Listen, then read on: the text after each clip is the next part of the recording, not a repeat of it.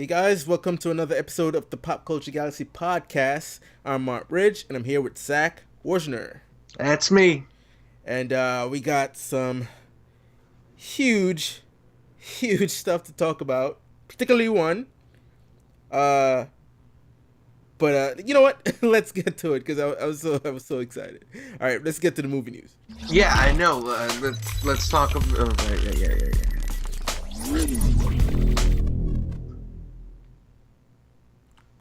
All right, yeah. What were you saying, Zach? Yeah, the big news. We're gonna talk about the new map for PUBG. Yeah, that's that I, was like a shocker, right? you can leave footprints in the snow. So, in all seriousness, I, you know, we're gonna talk about the Game Awards later, but the Russo brothers were presenting at the Game Awards. There were rumors that they might drop the trailer. I didn't get my hopes up high because like it would be an odd place to drop the trailer at the Game Awards, but who knows. So they came out and they did their thing. I still had my hopes down low because like I don't think they're gonna drop it. They gave out their awards and they left. I was like, all right, see, good thing I didn't have my hopes up high. Then Jeff Keighley came on, talked a few sentences, and then the lights went out. I'm like, wait, what's happening? What's happening? And then they showed Joker from Persona 5 for for the Switch, Smash Brothers, and I was like, ah. I was crying. So I woke up this morning and just doing my daily routine, search through Twitter and stuff like that. And then Twitter has the auto video play, whatever. And then like I'm looking at like a little video and you see the helmet of Iron Man, and then it's like because I was just waking up, I still kind of like was kind of fuzzy, thinking I'm still dreaming. I'm like, wait, oh shit, this is the trailer. So I had to stop it because I had to do a reaction right away.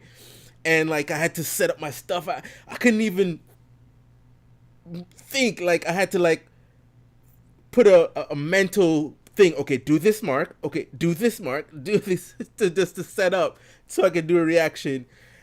And oh my god. So first we're gonna talk about before we jump to the trailer. They did release the poster for Avengers with the new title, Endgame. It's a pretty cool poster. Endgame, the title, not so much. It's like generic, pretty generic. And I gotta tell you, because of the title and because I was so early in the morning and I watched the trailer almost felt like uh, a fan made trailer. Not in a bad way, but like everybody speculated it could be called Annihilation, Endgame, Eternity, and I felt like all those titles are just fan made. So when I saw the title of the trailer, by the way, the trailer the when you go to YouTube, it doesn't have the official title. It's just called Marvel Studios Avengers official trailer, and you have to watch the trailer to find the title. So that's why it felt like a fan made. No disrespect to the trailer, I love the trailer, but it just felt so like maybe this isn't real because of the title. It's such a generic title. I don't know. What do you think of the title? I like it. I remember that there was a Screen Rant article. I didn't write it Right. for him. It'd be great if whoever did is probably like, doing cartwheels in Yeah. their backyard right now. But they called it. They were like, maybe it's called this, and this is why. Mm-hmm. And they nailed it, or maybe they made it up. Maybe they made it up, and the Russos had a different title, Yeah. and they were like, oh, that sounds cool, and chose it. I don't know. I will probably never know. But Yeah. Yeah, it's kind of generic, but whatever. It's I'm fine. in. Yeah. I'm in. I mean, it is the end game. Yeah. It's one way or another. For a lot of people, this is going to be seen as, we had phase one, phase two, and phase three, but this is like book one. Yeah. Yep. And then afterwards we'll do Spider-Man Far From Home. We'll have Doctor Doom at the end, and then it'll be like, oh, okay, now we have that one. So, let's move on to the trailer. it's very somber tone. This trailer is. It's really reflecting on the aftermath of Infinity War. There's no action shots. No action sequences. It's just basically a whole lot of reflecting. Tony. It opens with Tony leaving a message to Pepper Potts, which does counteract the idea that even though it doesn't counteract it fully, but one of the prevailing rumors was that the movie would see a time jump. Like when it starts, it'll be like maybe like a 5 year later time jump or something like that. But a lot of the scenes is very shows like it's pretty much right after Infinity War. With the characters dealing with the aftermath, the decimation, which is now the official title of the snapping, which they basically took from House of M, bastards. But if you say so. Well, it's all in Marvel, and they're gonna get the mutants back anyway. But you think that they'll use that? Is there anything from House of M that they can do now and just say it was the snap instead of, what was it, Scarlet Witch having a meltdown? Maybe, but I would think that they want their whole House of M, if they ever do one, not to say they'll ever do a House of M storyline, but they would want it to sort of be separate from the whole Infinity War angle. But they could actually use that decimation as some sort of culling. I don't know how they would do that. But in the trailer, we do get to see, we didn't see any new characters other than, if you call Hawkeye new, because we didn't see him at all in Infinity War. Hawkeye with bad hair. Yeah, we didn't see him in the trailers of Infinity War. We didn't see him in the movie of Infinity War. But he's back as Ronin, and the only reason we know he's Ronin, even though they might not call him Ronin, is that he has the Ronin outfit that we see in the comics. And when you saw him, you saw, was it Cap or Scarlet said, "Oh, we lost family." So yeah, it looks like he lost his family in the snapping or the decimation, and he's pretty much said, "You know what? I'm going to go to war with any and anyone out there." And he looks like he's in Asia somewhere, like Japan maybe, fighting some yakuzas probably, and fighting to kill. Yeah, he's slaughtering everyone. But again, the trailer didn't show much, but it's just what it shows. It's very indicative of what happened in the snapping. So what are your thoughts on the trailer? I don't even need it. I'm already in. Yeah. I would have been fine if we didn't have a trailer until the post credits of Captain Marvel. Right. But I get it. You got to sell the movie. I think the biggest surprise, even more than the title, was it's funny. I usually watch these trailers on TV. Like I get up, I go into my room, and I put on YouTube on the PlayStation.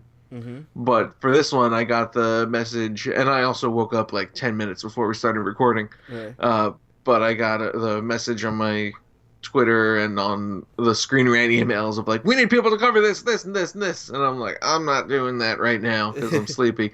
But I was like, I'm pulling the covers over my head and turning the brightness up on my phone and just like, all right, let's do this. And so very excited by the whole trailer. Very excited by the title. Most excited by the release date. Yeah. I didn't think that they were going to go a week early again. I thought that we're gonna do it. Like I felt they're gonna do the same thing they did with Infinity War and move it up.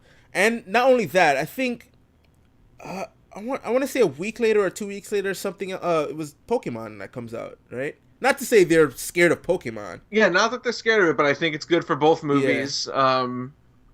Allows Avengers to have longer legs, since it basically, instead of staking out one release date, it stakes out two. Yep. Because whatever comes out before it knew that it was going to get crushed. But did it say when in April, though? It just said April. It didn't say...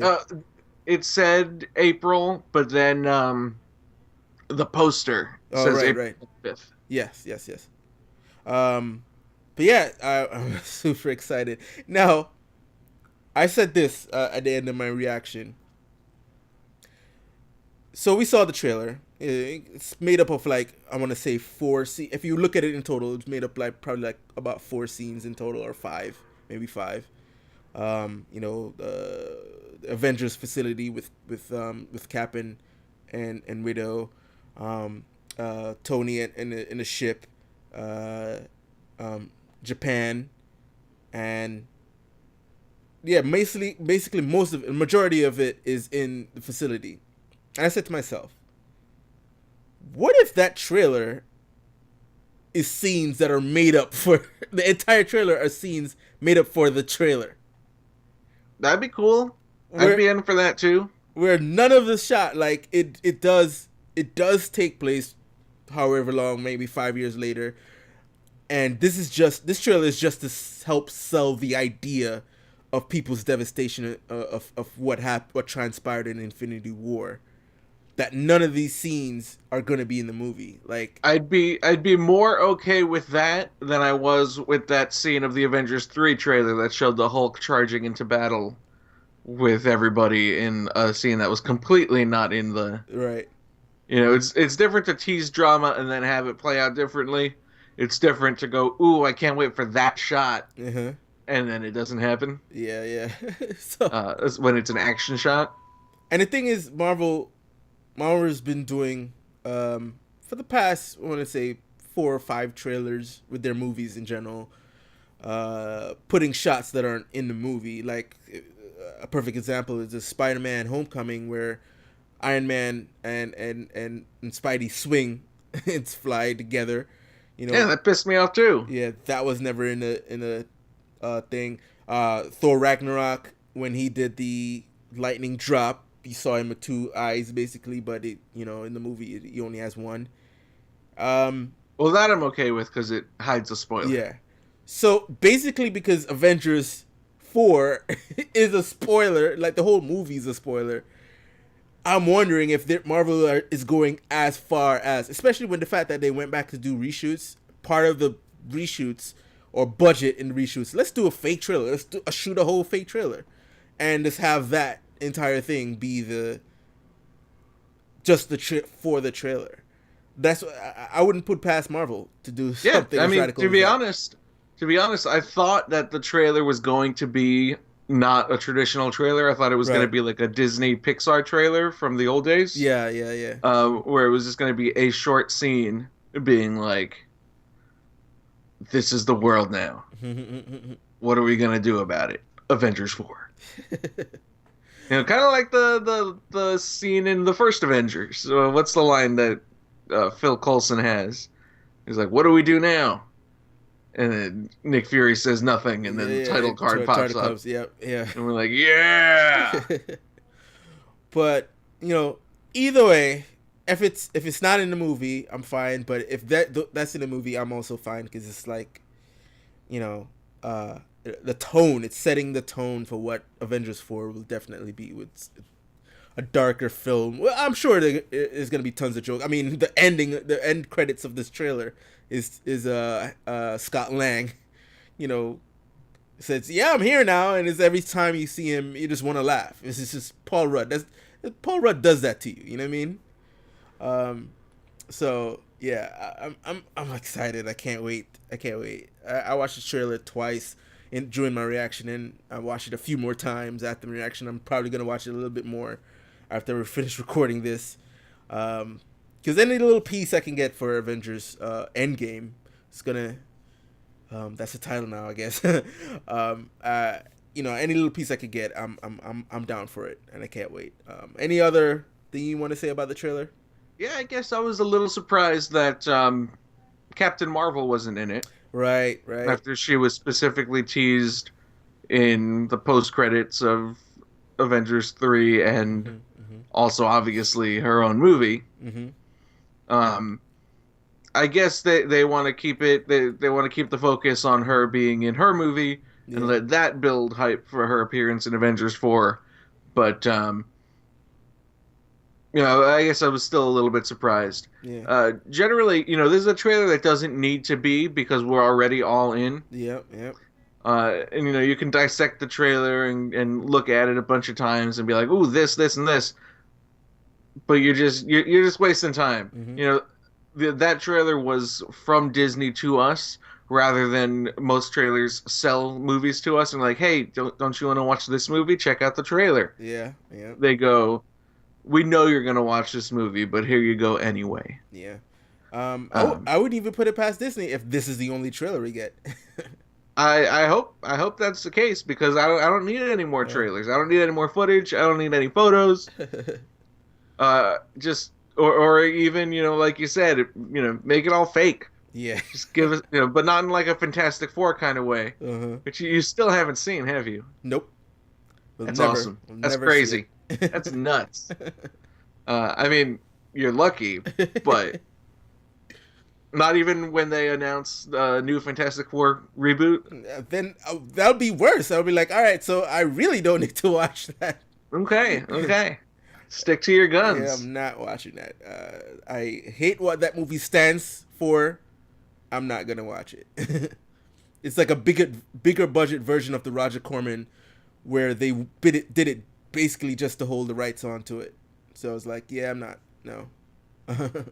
Yeah. um, uh, there's something else I wanted to say about the trailer.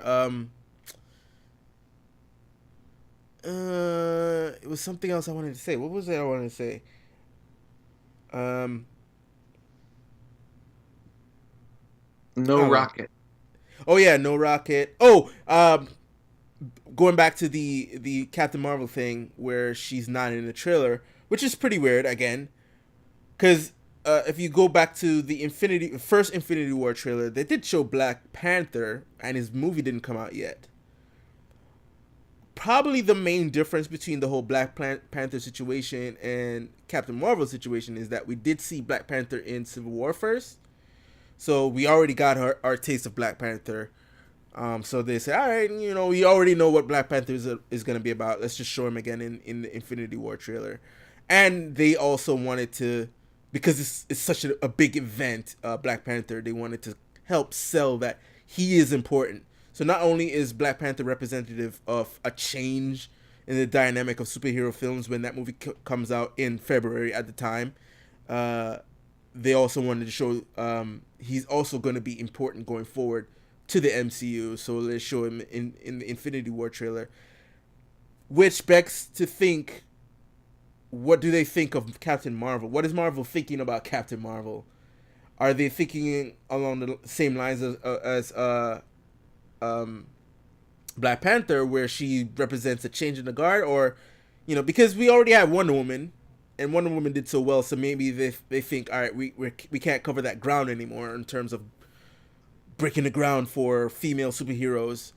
So maybe they lost that battle, so they're not try to fight that one, and just let Captain Marvel speaks on her own and not make her an event like Wonder Woman was, so that you don't get disappointed. Maybe. So that's probably one of the reasons they didn't show her in the trailer. Just say, you know what? Wait till Captain Marvel to see her movie, and I don't know. What do you think? Yeah, it's weird. It's almost like they're more confident in Captain Marvel's prospects, but also less proud Right. because they're so late to the party. Yeah. Not that they weren't already so late to the party with Black Panther. Right. Was it the 18th movie, and it's the first one with a black lead? Yeah. And they're like, "Look at how great we are. We waited till part 18 to introduce a black guy who's not the best friend." Right. Um, and look at how amazing we are. We have Africans who don't live in huts. Yep. uh, it's weird. Like you can pat yourself on the back for being so progressive, but the fact that you have to pat yourself on the back for being so progressive after 10 years Mm-hmm. just of Marvel movies, to say nothing of superhero movies and action movies in general. Mm-hmm. Like, look how amazing we are. Here's a black movie, quote unquote, Mm-hmm. that's not set in like the ghetto. Yep.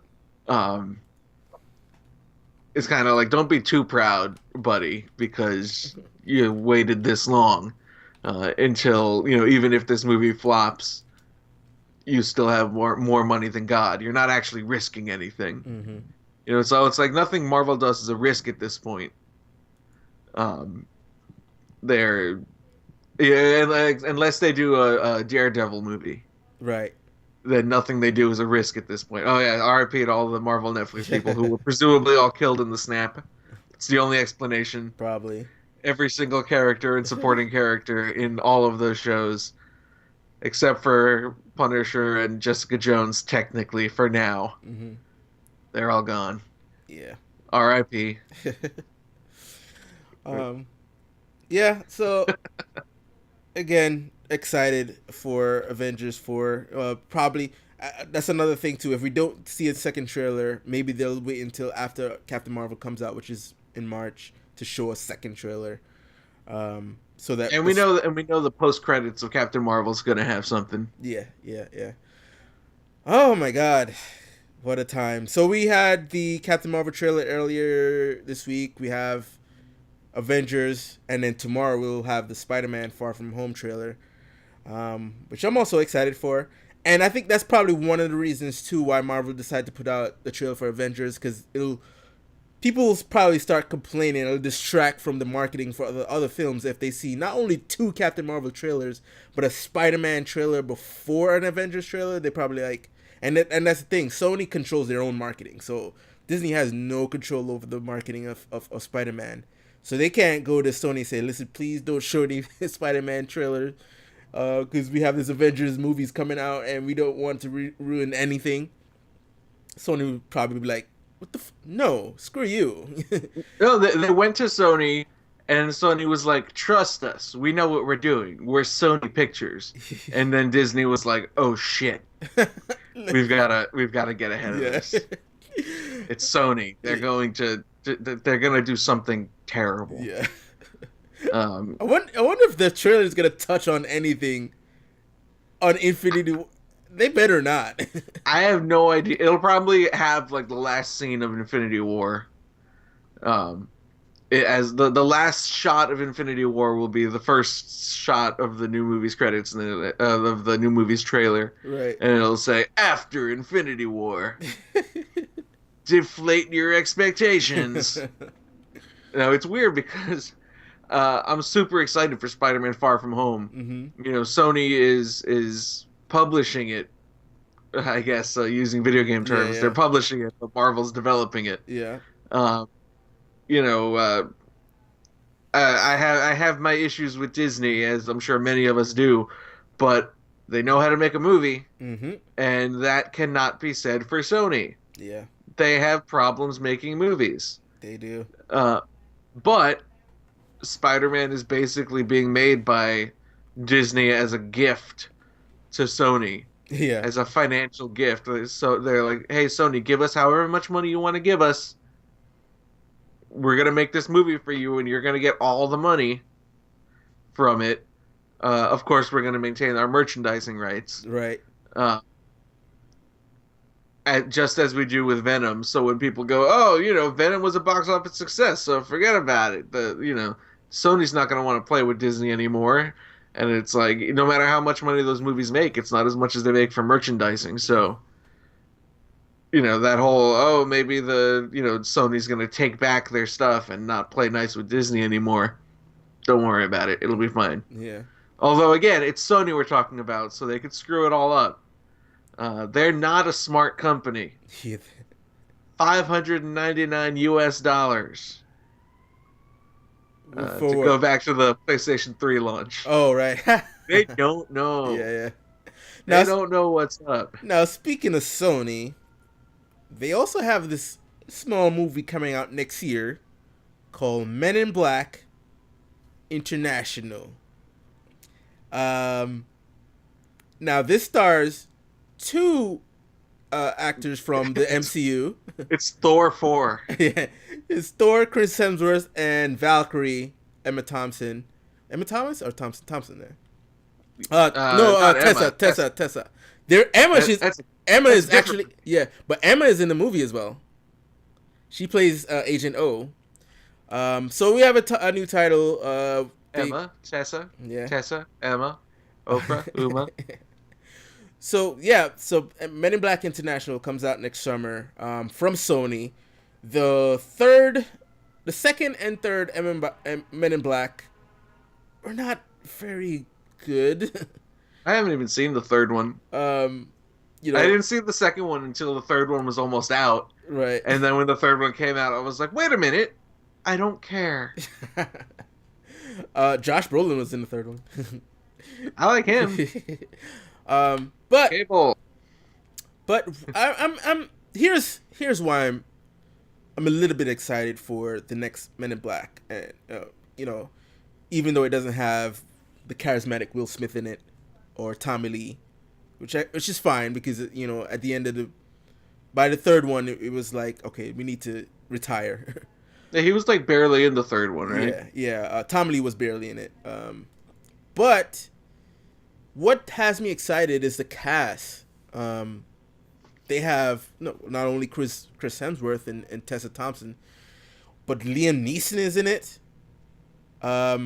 He plays the head of the UK branch of the MIBs. Kumail Nanjiani is in it. Of course, Emma is coming back. Emma Thompson is coming back as Agent O. And one of my favorite actors, since I saw her in Mission Impossible Rogue Nation, Rebecca Ferguson. She's in it. Rafe Spall. The Late Twins. I don't know if you ever heard of the Late Twins. You probably haven't heard of them. They're I'm not hip. They're like a group of dancers from France. They work a lot with Beyonce on her shows, on her tour. Skinny dudes, but they really when they're break dancing and stuff like that. It's pretty dope. So I guess they have a role in it. Let me guess. They play the aliens who get the coffee? They could be like the aliens. They motion capture. They get a human. They probably get human hosts to go out, and that's their bodies. To go out and stuff like that. But yeah, I'm really excited. Of course, we don't have any trailers, so we don't know how this thing would look. But just based on the cast, and it's directed by F. Gary Gray. I like F. Gary Gray from the first time I saw his movie Friday. It was dope. He's hit and miss, but I would say most of the movies I've seen him do, I like. He did Fate of the Furious, right? Yes, he did that. He did Italian Job, which is ironic because Italian Job, the sequel Brazilian Job, they retrofit that Brazilian Job and made that Fast Five. Yeah. Yeah. But he didn't direct that, of course. And he also directed, I want to say, what's the movie? He did Italian Job. He did Friday. Fuck. He didn't do Law Abiding Citizen, did he? Let me check. I mean, I know he's been around, but... Yes, he did Law Abiding Citizen. Yeah. He did Good pull. How did I get that one? Yeah. The Negotiator. Love that movie. He did that. Straight Outta Compton. Did you see that? No. Oh. What is Set It Off?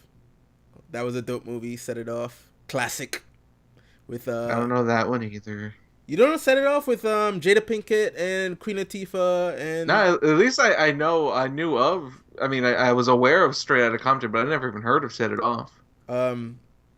Yeah, where they rob banks.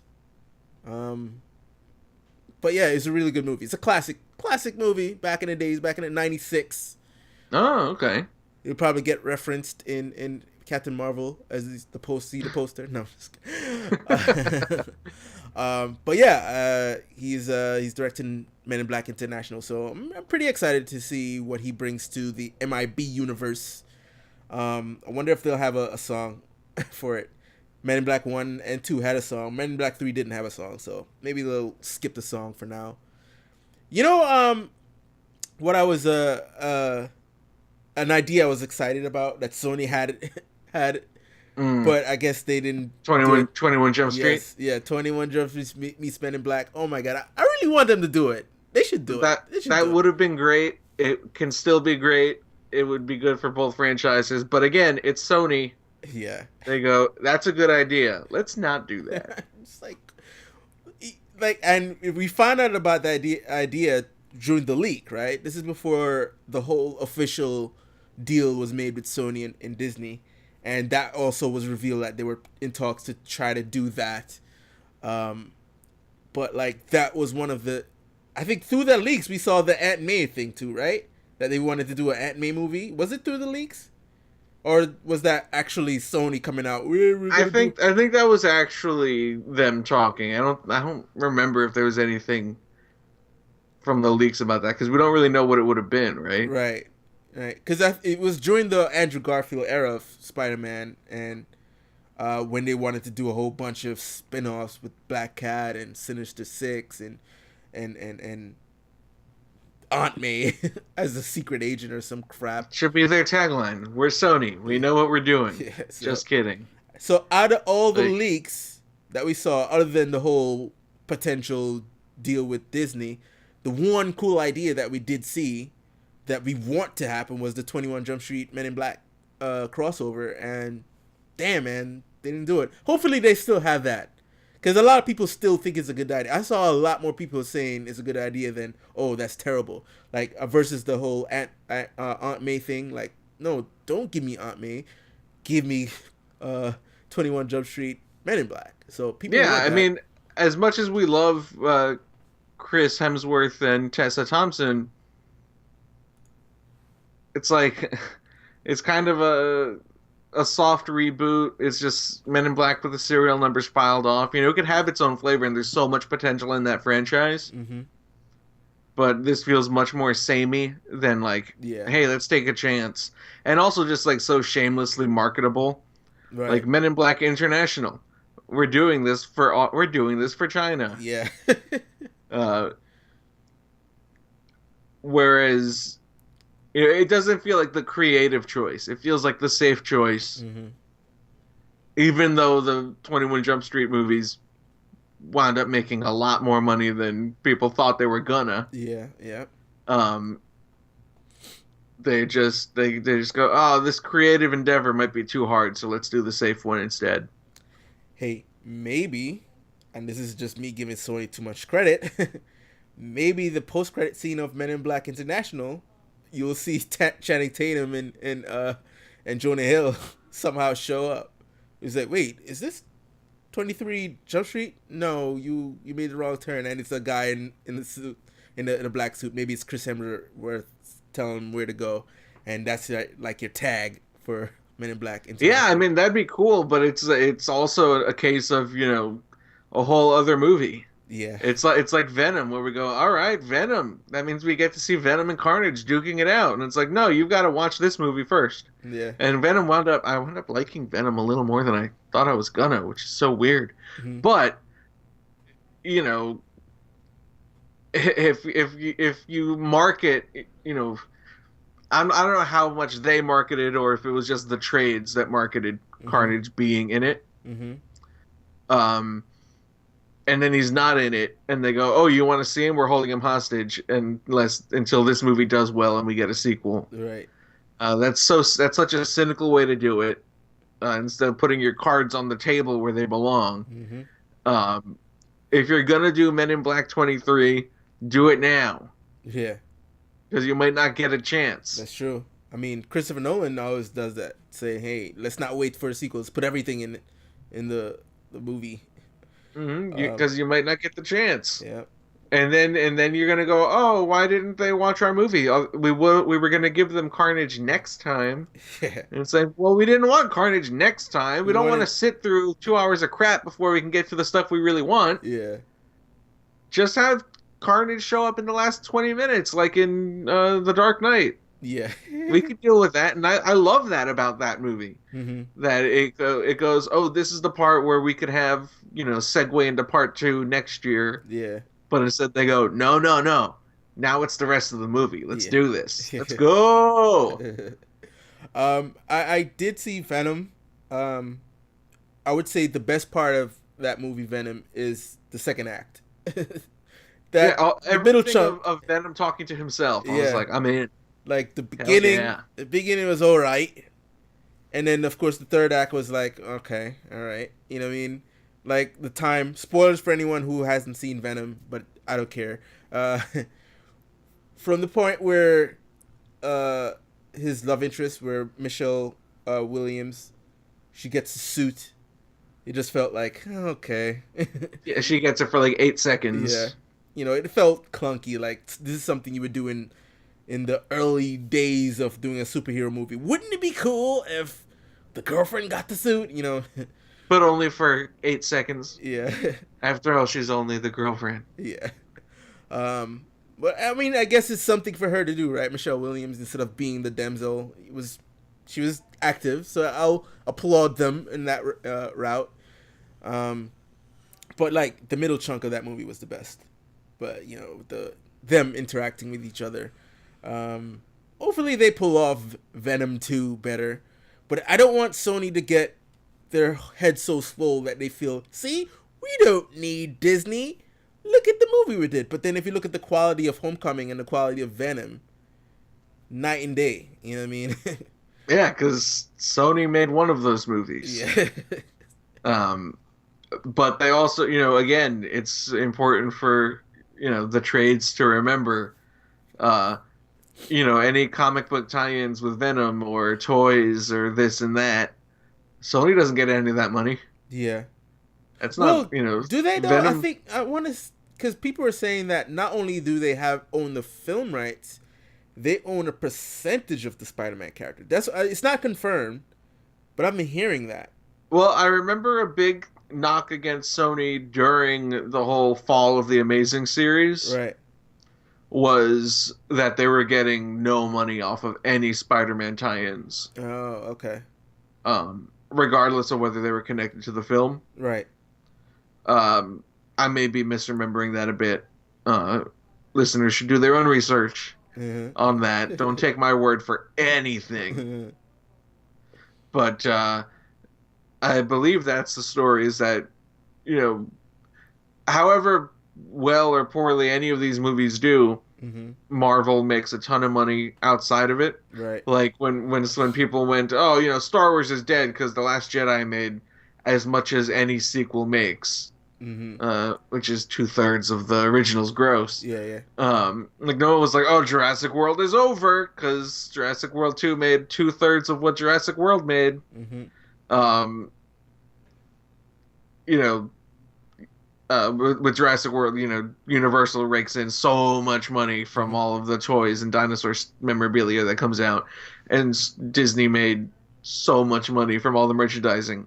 Even if the merchandising makes less than it does the first time, which is obvious because, there might never be a cultural event like Star Wars Episode 7 was in 2015. Right. Where it's like, oh, we only made, $1 billion. Last time we made $1.5 billion. Completely arbitrary made up numbers. But, you still got $1 billion. Relax. Yeah.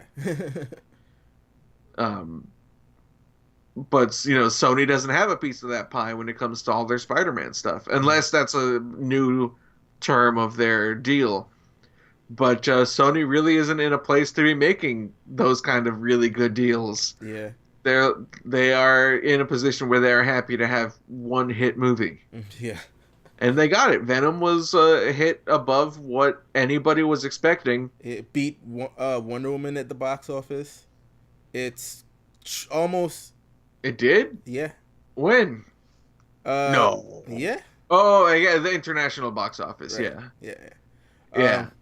But again, that's also a thing where, money made in the States is a lot more valuable than money made elsewhere. Right. But like Wonder Woman was more profitable than Batman v Superman. That extra $100 million, the budget was way lower. Yeah. But that extra $100 million in the States goes a lot more than, Batman v Superman making a lot of money in China. Well, I mean, all the studios are really counting in the Middle Kingdom now. They're like, oh, we want to do well over there.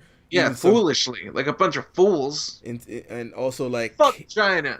this guy. You know, I've said it before, and I say it not like fuck China. China's bad, but like I mean like putting the movies in that country. Right. Like fuck the country, fuck China as like a broader concept. Not like I have no problem with the Chinese people. They've been nice to me, but many people often think that I am Asian, but I am not. But it's my exotic look. But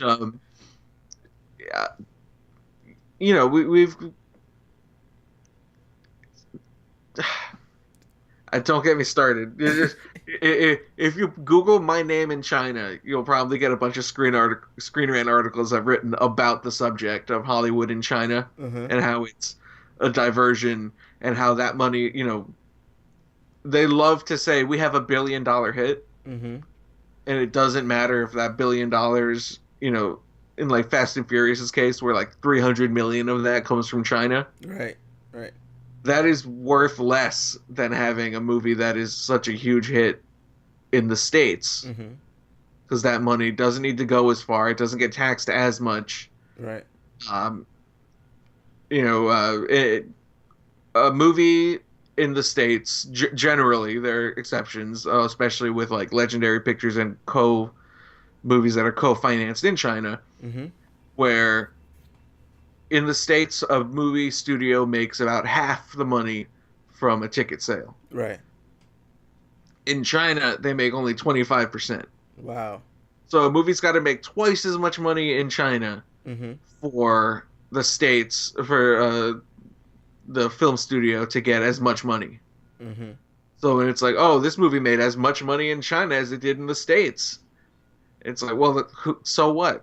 That's worth nothing. So it's just for the prestige you think the studios are doing it for, or we made $1 billion just to inflate Yes. their. Yep. Yeah. It's just to spin their numbers, and they're more obsessed with the spin and with making more money, with having the appearance of making more money Mm-hmm. than in actually having more money. I Mm. mean, it's what the president does. Right. He doesn't have any money. He can't even pay his fucking workers. But he can say he has money, Mm-hmm. and idiots believe him. Not to get political on this show, but Jesus. Well, let's I see. mean, I guess a lot of his people probably don't watch our show anyway because they see the white guy as the co-host and they're like, "Oh, that's interesting." Next podcast. Uh, but oh, let's see. Let's see. All right, so Sony, they got away with Venom. Let's What see. are we talking about again? We'll see what they do with Men in Black, especially with the title Men in Black International, which is really catered to an international crowd, especially UK, because a lot of UK actors are in this one. Liam Neeson, Emma Thompson, Australian with Chris Hemsworth. So this Yeah, was I definitely don't blame them for wanting to pursue Men in Black any way they can. yeah. And I can, again with the Men in Black 23 being such a much better idea. Mm-hmm. Yeah, financially, business wise, 21 Jump Street is much more domestic focused. Mm-hmm. They were big hits. They were big hits for their budget, Right. but did extra impressively well in the States than they did overseas. Mm-hmm. And Men in Black is kind of Sony's only big, their big international franchise, Right. their big global hit. Like even when Men in Black 3 did, I think within expectations, but just barely. They were still like, let's take this as a win. Mm-hmm. $700 million. I think that's about how much Amazing Spider-Man 2 made, and that got rebooted. But at least it's theirs. They get a lot more money from it, which is kind of funny because Men in Black is also based on a comic book. Yeah, Malibu comic books. But I think they have a much better deal than they did with Marvel. Yeah, yeah. It just seems like it would have been such a great opportunity to reinvigorate Men in Black at home while also expanding 21 Jump Street to a more Yeah. international play. Hmm. But Well, I think maybe what their pushback on the idea is that what tone would you be going for? Would you be going for the 21 Jump Street tone or the Men in Black tone? yeah, Because would it be watered down because it couldn't be yeah, rated R? yeah. Um, so maybe that was like the pushback where they couldn't figure that out. I mean, because what I wouldn't want them to water down 21 Jump Street, and Men in Black would, in my opinion, would benefit from the more edgy humor of 21 Jump Street, but they don't want to put the budget into something as hardcore as that. So you might have a less special effects driven movie, which could be a good thing, but Which also a would be bad thing. great. How great would it be if there's like a murder suspect and then it's like that's Tony Shalhoub? Yeah. But again, it's like you don't know which way they want to go with it. You know what I mean? So we'll see. We'll see if they maybe they still have the idea. I'm being optimistic here. Maybe they still have the idea of wanting to do that collaboration. And again, they're waiting. Even though you're saying they probably shouldn't do that, but they're waiting until Men in Black International drops, and they'll probably, especially now that they don't have to depend. If Men in Black International does well, which means they would have new stars, right? Which is Chris Hemsworth and Tessa Thompson. They could say, okay, now we have these two main stars, and we have Jonah Hill and Channing Tatum combined, so we have a star power here, without having to depend on Will Smith. Or maybe they could throw Will Smith in if he's willing to. Who knows? No, if they throw enough money at him, Yeah, he'll. he'll I probably mean, he do it. did Suicide Squad, Yeah. so Well, I mean, that's Warner Brothers, but he is coming back for Bad Boys, which is another Columbia Pictures movie. I'm in. Yeah, I know that one. yeah. Even though I'm still saddened that it's not Michael Bay that's directing, but I guess I'm whatever. not. I'm done with Michael Bay. You know what? No, no, no. After Transformers 5, Here's the thing. Here's the thing. Here's the thing. Here's the thing. And there's this very interesting video about uh auteur auteur filmmaking, right? And I saw the thumbnail for that video and I was like, I think I get it. I don't need to watch that. right. I like 13 hours. Okay, I did my time. Yeah, it's the thing about it is I mean, a lot of what the video said, I kind of had my feeling on Michael Bay already. I didn't need the video to tell me, but it did add some more elements to it. Like, ooh, that's interesting. Like his movies are very like you can't tell which direction politically they land on the spectrum. Even 13 hours, it doesn't go either way. It's just basically the facts, right? Doesn't try to say, oh, it's Hillary's fault or maybe it's that fault or the right wing or left, whatever. It's straight. They even try to analyze the Transformers movies, which don't even bother. But here's why I think the Transformers movies does Michael Bay a disservice. The closest one to it being the closest Transformers movies to being a Michael Bay movie is the first one. That was it, right? The others are just made because they convinced him to come back, right? It's like I would have said the fourth one just because it's the silliest. No, no, no. It's the first one that has the most passion in it, right? Where it's like I'm bringing me to this table, even with Megan Fox and that midriff scene shot with Shia LaBeouf looking at her while she's looking under the hood of the car. All those really cool shots of the car, like a damn commercial driving on the streets and stuff like that. So bad. But it's bad, but it's good though. I love it. So bad. I hated it in the other movies Ugh. because it just felt like there's no soul in it. There's no passion in it. It's by the numbers with the other movies, right? So if you want to look at Michael Bay's filmography, I would omit the last 4 Transformers movies and just include the first Transformers and the rest of it to see a body of work that is representative of who Michael Bay is. And that Michael Bay, I'm a fan of that Michael Bay.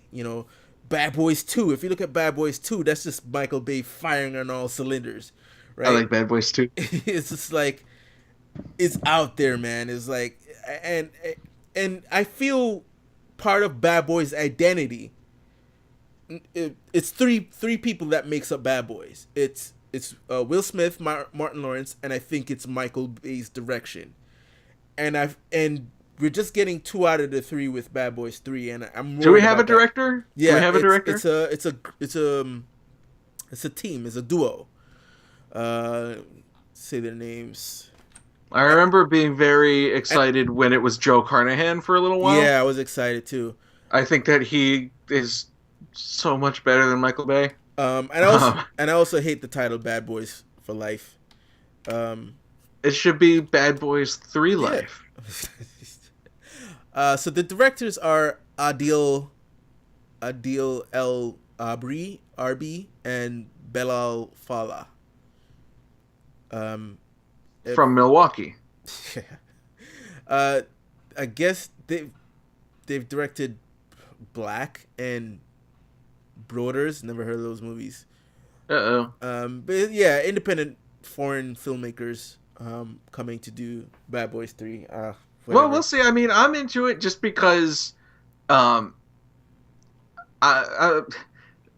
Boys is so...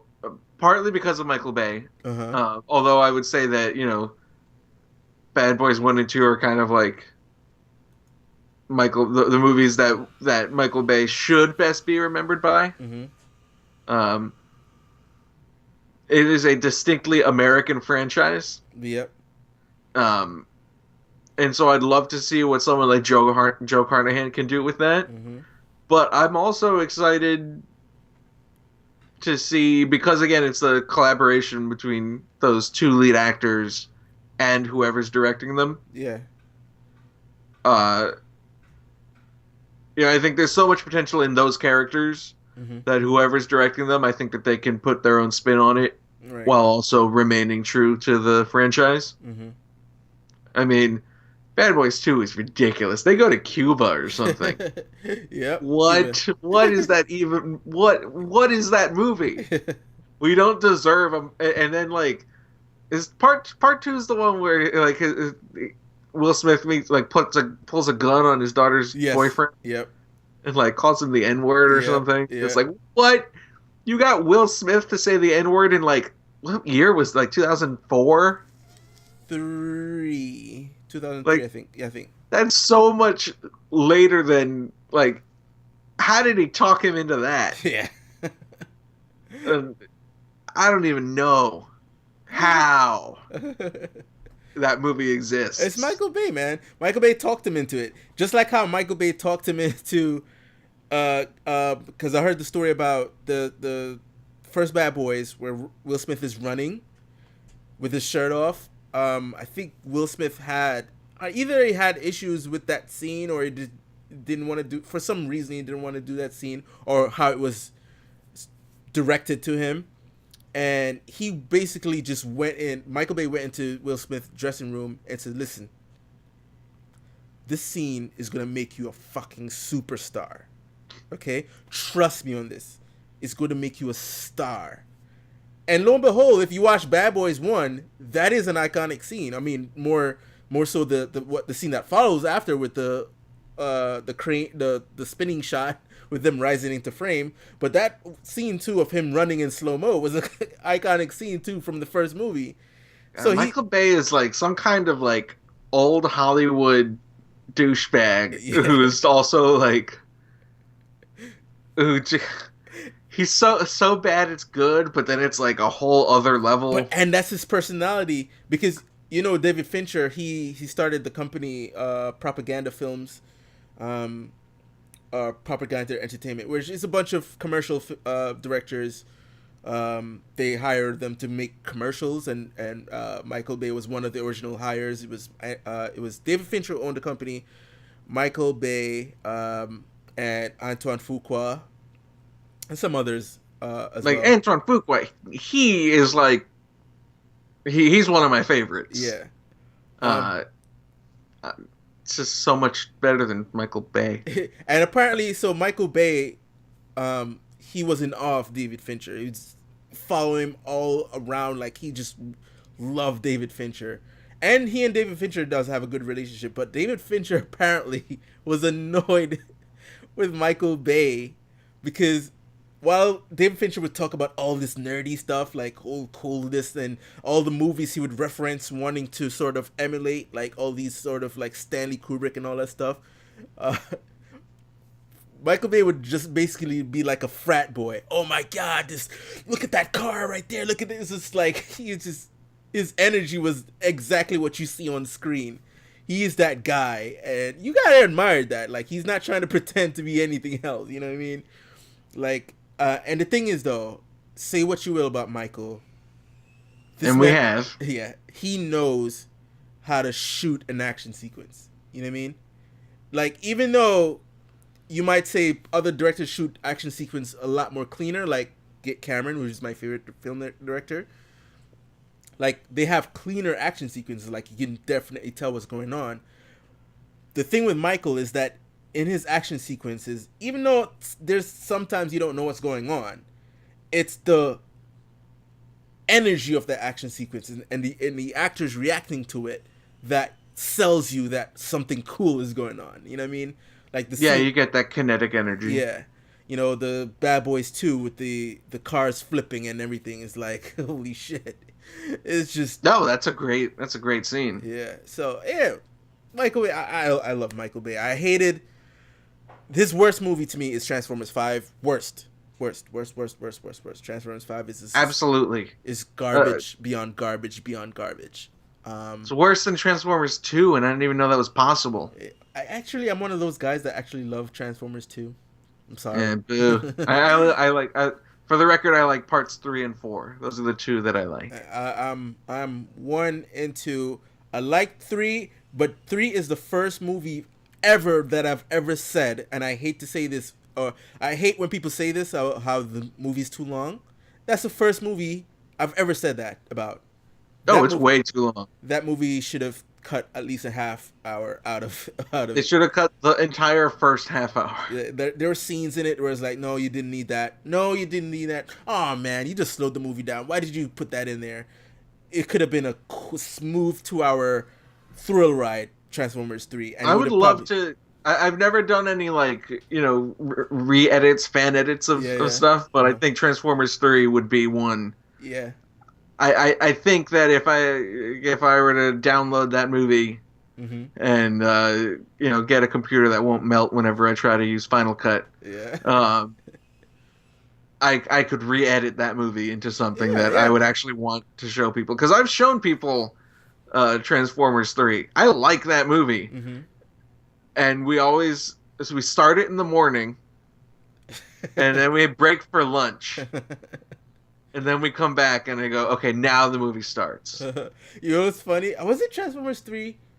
I think it was Transformers 3 that Red led the meter, right? Yeah. I haven't watched them in a while, but me too. I know of them. It was a Transformers movie. I wasn't sure if it's Transformers 3 though. That they did an experiment. One of them went into the movie to see the first half, then leave. And the other one went and caught the second half, and they did the review like that. Okay, like one person doesn't know how the movie ended, and the other person didn't know how it began, and they kind of did the review just like that. The person who came in for the second half had a much better experience, probably. But yeah, that's we kind of switch on to Michael Bay, but yeah, that should be it for the movie news. But let me know what you guys think of all the stuff we talked about in terms of movies, what you thought of the Avengers trailers. What's your favorite Michael Bay movie? That's what we want to know. Oh, favorite. No, not you. The listeners. I mean, listeners. You also tell us now. Oh. Now I feel like a dick. No, but write in. Let us know. Yeah. I don't know. Maybe it's Bad Boys 2. Probably is my favorite. It's probably a toss up between Bad Boys 2 and The Island, because Island is so different. Island is good. Yeah. I like The Island. But Armageddon. Fuck. No, Armageddon. Blah. The Rock. Damn it. The Rock. Oh my God. The Rock. Maybe Pain and Gain. Although that does get a little too sensory overload for me. It's like, desaturate those colors just a little bit, please. Yeah. Oh my God. Oh yeah, Michael Bay loves his colors, man. his primary colors. Yeah, seriously. All right, so let's move on to some video game news.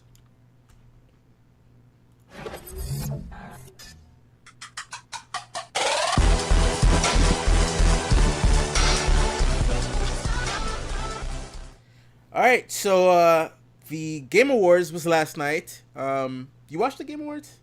Yep. Yeah, Yeah, covered them for Screen Rant. Did a couple stories on a couple of the reveals they did. mm-hmm. um, the thing about the Game Awards, and it used to be called the VGAs back in the day, Video Game Awards, but now they VGX. well, that was 1 year, right? Where That's 1 it was year, right? it was Video Game Awards. Started out at Video Game Awards, then they did the VGX when they just had there was no audiences. Was it that year? Where it was Joe McHale doing the hosting duties, and it was just in like a sound stage. Oy, And that's they not and they did it was just so bad. And Joe McHale went to take a leak, and he still had his mic on, and you could hear it. Oh no! Wait, was that shtick or was that? No, he an just act- didn't know it was an accident. He didn't know he had his mic on. Gross. But for the last couple of years, Jeff Keighley's got it down pat. Like, let's do a Game Awards, an official Game Awards. And but I would say the main reason why people watch. I mean, no disrespect to all the creators and them getting the awards, but let's be honest. People watch the Game Awards to see what trailers they're gonna show, right? That's from the beginning when it just started to now. We want to know what's new game, what's the new stuff they're gonna show us, Yeah, it's definitely something that other award shows don't have. right? You know, because like the announcement of a movie is always known Yeah, in the trades yeah, so long before there's a trailer, before there's even casting. yeah. They just go, you know, we knew a Venom movie was being made in like 2006 Mm-hmm. when they announced him for Spider-Man. Yeah. It was like, oh, and we're also doing a Venom movie. Yeah. Um, and you know, we knew it was just a matter of time. It Right. was just a matter of when. Mm-hmm. You know, no one's gonna go to the Oscars and go, all right, for this commercial break, we're gonna have a new movie that you've never even heard of. Right. Or if they do, it's just a coincidence. Yeah. But like they'll never stop the show and make that part of the show. Mm-hmm. They're like, okay, before the nominees for this, we're gonna tell you about Bad Boys 4 Yeah. coming out before Bad Boys 3. That just doesn't happen with those, and that is distinct to video games, and you know, distinct to the Game Awards, Right. which I think is really good because I watch the award shows, I watch the Oscars, Mm-hmm. but like I don't care who wins. I just want to see the dresses and watch the speeches and see all the clips. And like Jeff Keighley said at like the beginning of this, it was like I just want to get everyone together to celebrate games. Yeah. Yeah. So even the way he gives out the awards is pretty arbitrary. Yeah. Because all the none of the awards matter anyway. Mm-hmm. You know, the Oscars don't matter, and those are like the most coveted award. The video game awards, like, who cares? Right. We care because we get to see everyone. We care because we get to see Reggie and Phil Spencer and Sean Layden together on the stage. Which only like, Jeff. Oh my God! Only Jeff Keighley could pull something like that off, right? Yeah, and like that's what we came for. We didn't come to see who's gonna win God of War or Red Dead. It's not gonna change anyone's opinion of what they like best. It's just we like them all. Yeah. You know, if we, you know, they even more than the Oscars, they really are all winners. I wonder how hard was it for Jeff to do that, right? To get all three of them on stage. How much convincing it took. If it was just a quick thing like, hey, can you do this? Can you do this? Can you do this? Sure, why not? Or did he have to like really say, listen, man, do it for the gamers? Not that they have like beef with each other, but it's like, you know, they're in competition, you know. Yeah, I think I'd like to think that it wasn't too hard because I feel like if any of them put any kind of weird demands, you could just leak that and be like, hey, Sony's an asshole. Right. You thought just their movies were bad? Check this out. And it's like Sean Layden's pretty new, Yeah, so yeah, yeah. it doesn't. You can't really I also get thought, sassy. was like, wait, are they going to announce fully for every game cross play Oh, that would be online? Oh nuts. my god! I mean, it'll happen at some point, but Right? not yet. They're Yeah, not yeah. ready. They We don't. don't have the technology yet. Yeah. So I was just saying earlier, I mean, as much as we love all these developers, and yeah, we're happy for them when they win the awards. We really want to see the upcoming games. But before we go to that, we'll talk about who won. Red Dead Redemption won a lot of awards, which was expected. I always thought that this year that Red Dead Redemption is going to be a toss up between Red Dead Redemption and God of War for the majority of the awards.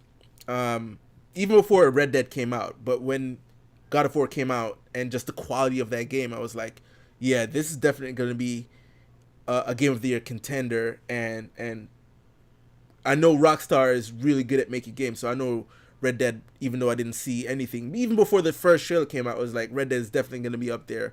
And of course, the closer we got to Red Dead Redemption's release, and then when we got to the release, sans the online stuff, which is a big controversial woo-ha, but we won't get into there. Yeah, it's a whole Um, other thing. um, just the quality of that game, I just knew it would be a Game of the Year contender. I will say this: it winning God of War winning Game of the Year, even though I always had it as a toss up, still managed to kind of shock me that it won over Red Dead Redemption, because especially the fact that Red Dead was winning so many awards previous, that I was like, oh yeah, it's definitely going to be a Red Dead night. And God of War 1, I was like, holy shit, you know what I'm saying? What did you think of that? Um, I think that it rocks because these are. I remember every the three big front runners were God of War, Spider Man, Yeah, and and Red Dead. Red Dead. Although Spider Man kind of got snubbed by everything. Yeah. Uh, but again, it's different from the Oscars and other award shows, and I think a big part of that is they all made a ton of money. Right. The Oscars, you definitely get the impression that some of the movies are really fighting to be recognized Yeah. Yeah. because they're smaller movies with lesser budgets that only have they're only playing in a few theaters because they came out in December, and it's kind of like, oh, if this movie wins, then we get expanded nationwide, Right. and we get to make some actual money. But when God of War came out, the headlines were that it broke sales records. Right. When Spider-Man came out, the headlines were that it broke God of War's sales records. Mm-hmm.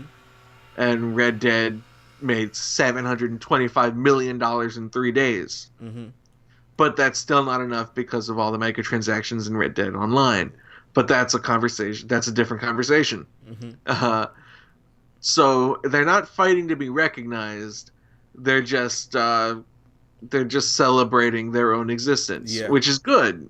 Like that sounds cynical, but that's a better way to do it than if you don't win this Oscar, we're not going to put you in 1,000 theaters next week. We'll put you in 75. Yeah. Um. So good. Yeah. Good for them, and good for an affirmation of single player games. Yeah. Yeah. Those three, and there are, Celeste was also single player, Mm-hmm. although I didn't play it because I don't know what that is. It's weird when like an indie game becomes such a huge hit, Mm-hmm. and I'm just not aware of it. Yeah. Like I'm sure it's great. It just has flown under my radar, Yeah. and I try to keep my ear to the ground. Like I remember knowing of it, but Yeah, I think so too. I think there's only so much I can play. right. When they won, was it for best independent indie game? game. Yeah. And I was like, oh, so much for game of the year. Right. When he came up and he said something about the mental health, I was like, oh right, I remember I saw something like this at an E3, where was it an E3 or somewhere where they were talking about a game that really deals with mental health issues. That's what triggered it. I just didn't remember it other than that. I was like, oh right. But yeah, good for them for at least winning some award. But yeah, the God of War thing too, man. When Corey came up and it's so ironic, he said he thanked David Jaffe. I was like, yeah, David Jaffe thinks AAA games are dying. Oh right, But, yeah, we yeah, talked about that last yeah. week. It was just the irony. But yeah, those games are still winning the Game of the Year awards, and not a Fortnite, not a Overwatch, not a Black Ops 4. You know what I mean? They're giving these high quality single player narrative focused games the accolades, all these accolades. So I don't I this alone also helps bring AAA games, or keep AAA games afloat for a lot longer than David Jaffe thinks they're gonna be around for. Because I mean, maybe there'll be a time when the game of the a game of awards will be awarded to primarily a multiplayer focused game, but just the concept of having a multiplayer game. Did Overwatch win Game of the Year? No, it never did. I think when Overwatch came out, was it 2016? 15. Is it? You sure? No, not anymore. Let's look it up. I was sure, but now I'm not. Overwatch. I mean, it did. If it was 2015, then it came out opposite The Witcher 3. Yeah, it came out 2016. Oh, okay. 2016, May 24th, 2016. And that year. Yeah, what came out in 2016? That year. Far Cry Primal? No. 2016, Final Fantasy came out. It didn't win, though. Still haven't played it. I'm a really bad Final Fantasy fan. Yeah, you are. Well, no, you know what? No. You're actually a good one. Because, get it? Did you buy it already, or you didn't buy it yet? I have the Royal Edition. Okay. Good version to have. And wait until Arden comes out, and then you'll have the perfect game. That's the idea. That's what I was waiting for. And then when they canceled so much DLC, I was like, well, I guess that means I'll play it sooner. Yeah. But you know what, though? The other two, like I think I mentioned to you, I don't know if we talked about it, but the two that they canceled was because it was what's her name, Aranea, and it wasn't really an episode. It was going to be like a side story. Yeah, it was a little more fan service, right? Yeah. And the episode Noctis, we didn't need that because the whole game is an episode of Noctis. All right. Although I remember reading that was going to be like the grand finale. Yeah, but it was going to be an alternate. But then we thought it was going to be some kind of like weird time thing. Time thing. So. So really, the only one that I really was sad about was the Luna one, because I wanted more Luna. But we're getting Arden.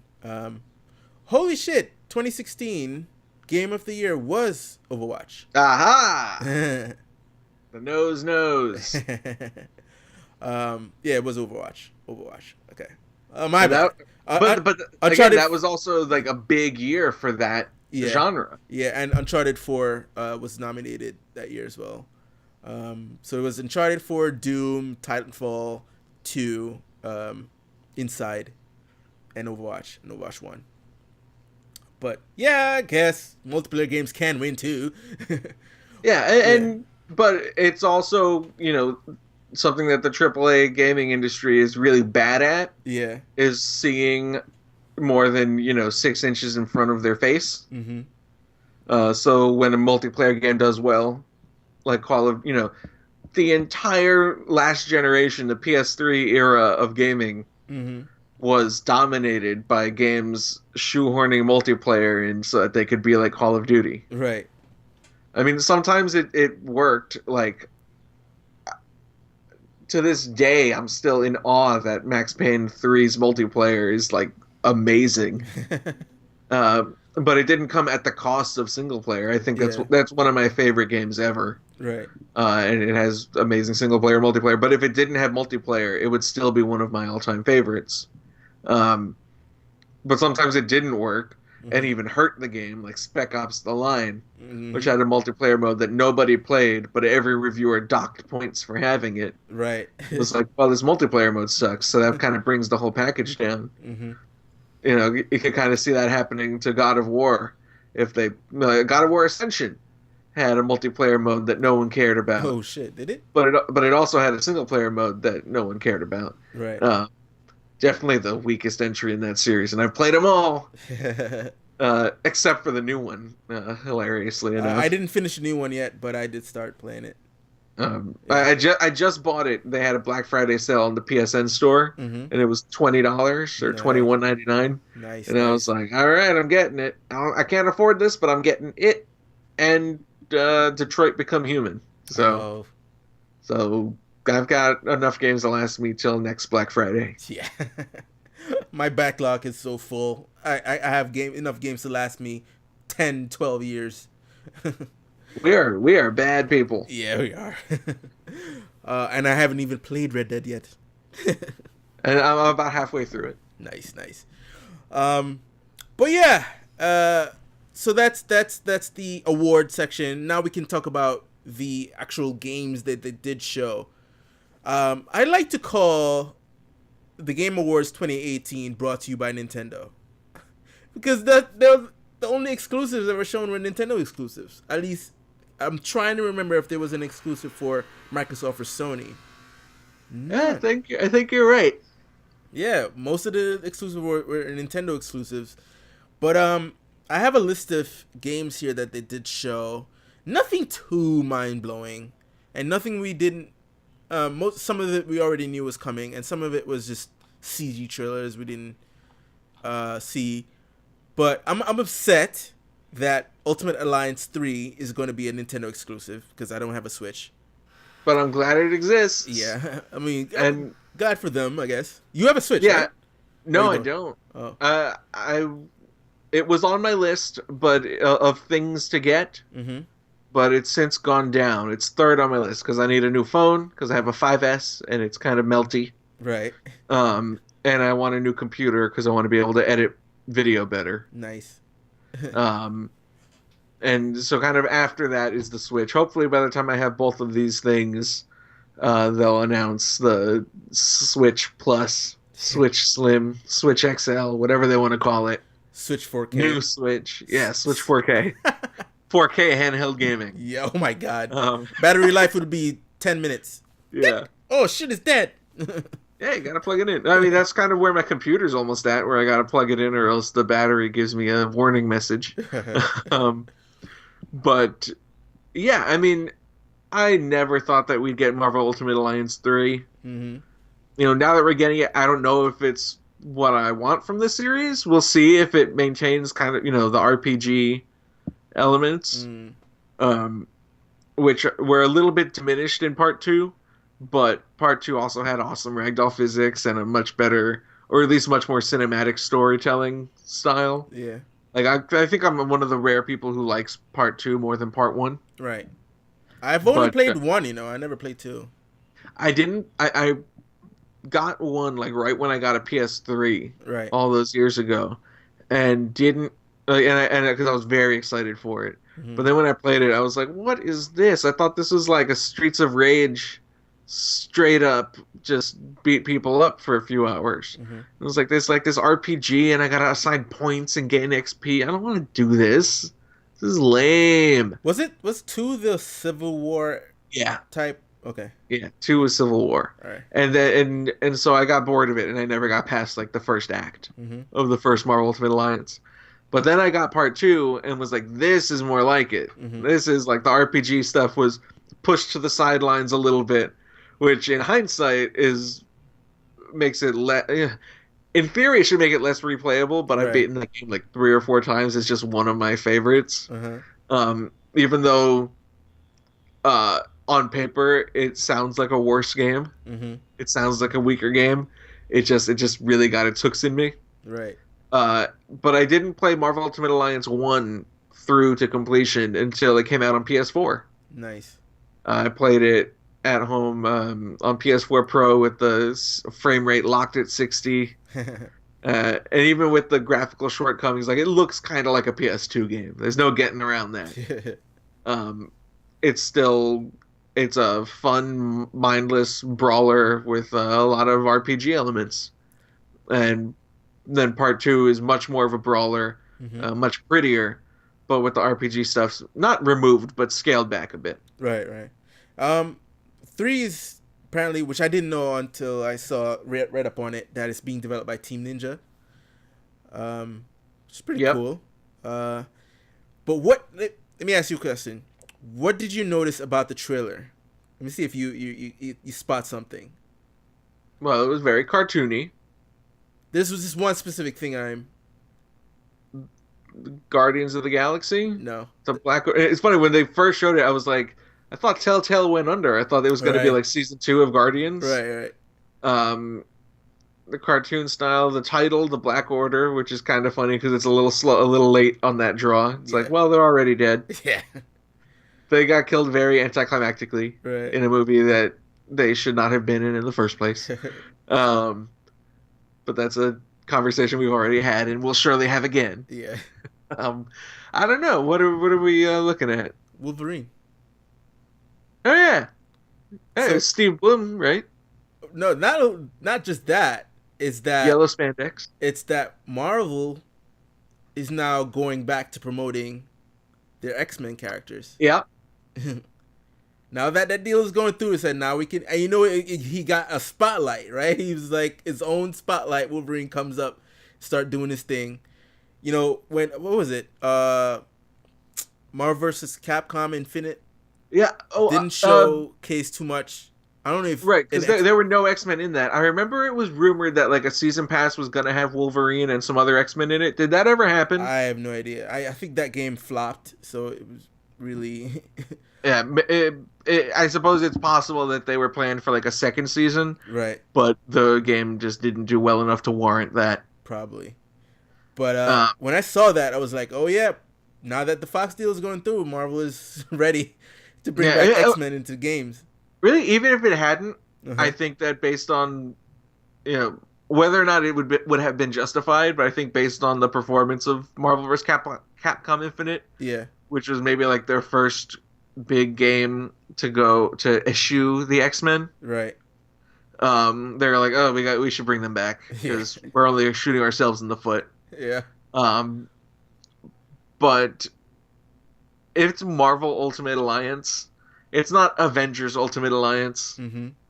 It's Marvel. Yeah. So if they did that and then didn't include any X-Men Uh-huh. in the playable roster, that would be a problem. They had X-Men characters in 2, right? Oh yeah. Okay. Yeah. Yeah, Wolverine, Iceman. Iceman is one of my mains. Mm. Deadpool. Colossus was in the first one, not the second one. Mm-hmm. Magneto was DLC in the first one, and Cyclops.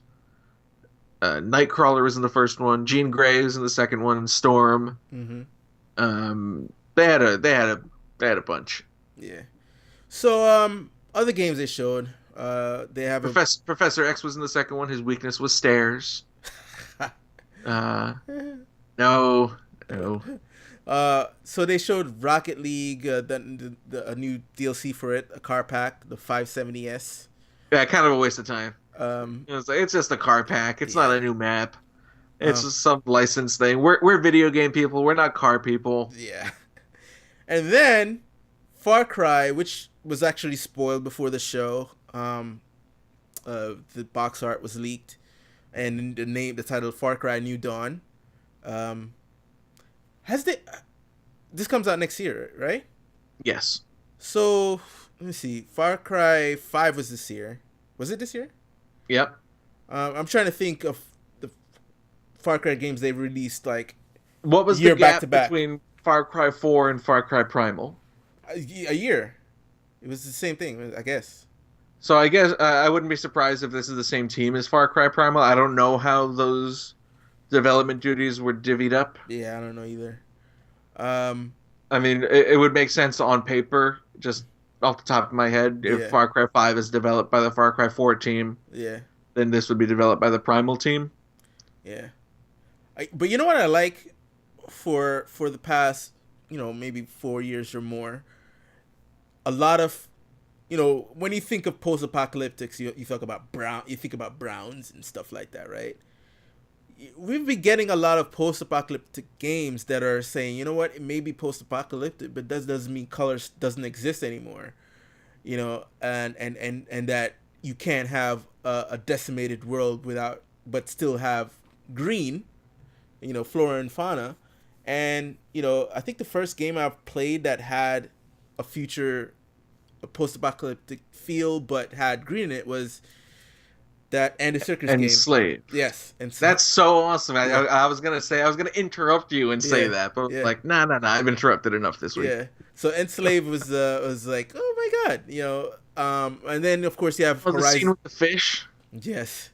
Oh, my heart. And then you have Horizon Zero Dawn. So yeah, you have this game, New Dawn, and again post-apocalyptic, but you get to see your greens in color, and I like the facial. I haven't played 5. Did you play 5? Oh yeah. I haven't played 5. I started playing it with my brother, Mm-hmm. and he didn't like it.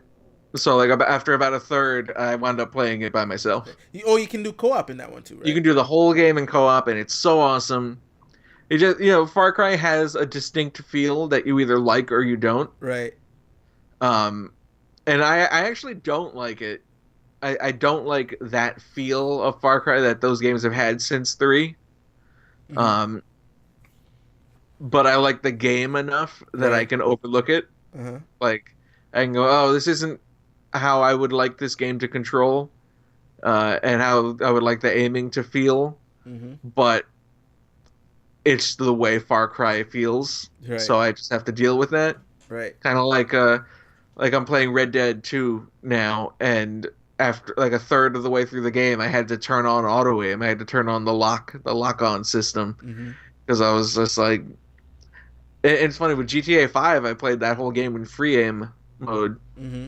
Uh, but for this one, it was like doesn't feel as good as I want it to feel. It doesn't feel as good shooting as the first Red Dead, Mm-hmm. which I had a great time playing with free aim. Right. And it's like, this one is just not made for that. So I gotta bite the bullet and turn it on and make the shooting no fun.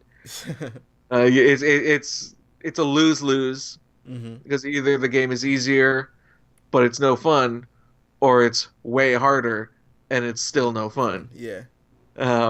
It's like, that's definitely an example of a game being more than the sum of its parts. Right. And I feel that in different ways, Far Cry is the same way. Mm-hmm. Where, like, is the driving great? No. Is the shooting great? No. Is the open world great? Not really. Does it all add up to be a really good game? Yes. Is the story great? No. Nothing individually in Far Cry is great, Mm-hmm. but it all adds up to be great. So I think that plays a part into what my confession is. With the exception of the first Far Cry and Blood Dragon, Blood Dragon. with the exception of those 2 games, I've played all of Far Cry games. Never beat any of them. I think I've done them all except Primal. Right. Far Cry 2 was a game that was one that I had started and then quit, Uh-huh. and then a couple of years later I played it and it didn't get its hooks in me, but I did slog through to the end. Right. Where I feel like maybe if I played it now, I would have a better time with it. I don't know. And three out of all the Far Cry games I've gotten for free, either by purchasing a graphics card or some other thing, and they gave it to me for free. Like I got the Blood Brothers because it was anniversary, Ubisoft's anniversary, and they were giving out a game free every month. Blood Dragon? Yeah, and I got Blood Dragon free. I got Primal free, and I got 4 free. Right. I didn't play 5 yet. So so 3 games out of the saga I haven't played yet. But I they look good. I enjoy them. I just never finished them. Yeah, I mean, 3 I remember I got as a present. I got as a Christmas present. 4 I wound up reviewing for Men's Fitness Right. during that brief stint. I don't think anyone even knew that they had hired me. They're like, "Who are you?" And I was like, "I do game reviews." And they're like, "Oh, someone get this guy a game and get him out of my office, um, out of my emails." I never even went to the office. But I've always had a good time with that franchise. Games that I'm always very excited to play, and then I'm very happy putting away and never touching again. Right. I got the Far Cry 5 season pass, so I have Far Cry 3 Classic. Hmm. It's installed. I just haven't played it yet, but I will at some point. And I'm sure I'll have a great time. Right. Um, I love the setting of that game. I think 3 had the best villain, isn't it? What's his name? Voss is very famous. Yeah. Yeah. And to the point where every time I see the actor in any property, I was like, oh, I remember you as Voss, because Yeah. What was he in? The Walking Dead or something? he's in he, it's the fucking show Breaking Saul, Better Call Saul, Ah, and he was in this. I think he's in also in Orphan Black as well. He's from Canada, so he's in a lot of Canadian shows. ah. I think he was in Continuum, if I'm not mistaken. But yeah, he's in currently in Better Call Saul right now. I think like the And, story is like they had a look for the character, and then when he auditioned, they decided to make it look yeah, base it off of him. yeah, yeah. Yeah, I was he. I guess Troy Baker tried to make a memorable character as well, but it didn't work out. I don't remember if he's like I said, I didn't beat the game. I only see like you see the character he plays in the beginning of Far Cry 4, but I never got to see him again because I didn't finish the game. Yeah, he doesn't show up enough. Yeah. Um, and he's a little. I say of all of those villains, he's the most thinly developed. Oh, okay. Joseph Seed in Far Cry 5. I'm actually a fan of that character compared to like some people didn't like him as much, and he's not as provocative as they wanted him to be. Hmm. They really pulled their punches with that game. Right. Uh, Probably because it's set in America, they're a little scared to offend anyone, and Yeah. it's like the people who are gonna be offended are gonna be offended no matter what. Uh-huh. So just go all in, just do it. It's Montana. There's like 18 people there. Who cares? Now, the Like Montana could be a nuclear irradiated wasteland right now. We wouldn't even know. did the New Dawn trailer showed like a little thing at the end. Does that have anything to do with Far Cry 5? Well, that's Joseph Seed. Oh, That's the okay. lead villain, who's played by Greg Brick, Bryk. I don't know how you pronounce his last name. If you know, let us know. But I know him from 13, the series. This is a short-lived Oh, spy show based on a graphic novel, which also spawned a video game. right. Which I think I'm like the only person who watched that show, but I really really liked it. But he had a big role in that. But well, he's basically a shepherd of the apocalypse. He's like, I'm so excited, the apocalypse is gonna happen, and you guys need to be led by me. So is New Dawn expansion or is just his own It's a sequel. standalone? It, Okay. it's I think it's like its own standalone project, but Hmm. it is a sequel to Far Cry 5. Okay. Okay. Um, which, spoiler, they said it on stage that the game ends with nukes raining down. Right.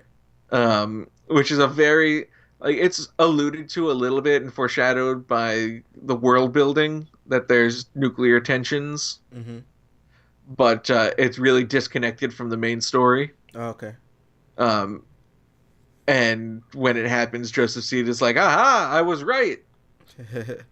So he just gets really, really lucky. Yeah. Yeah. Like, I knew the apocalypse was coming, and here it is in the form of nukes.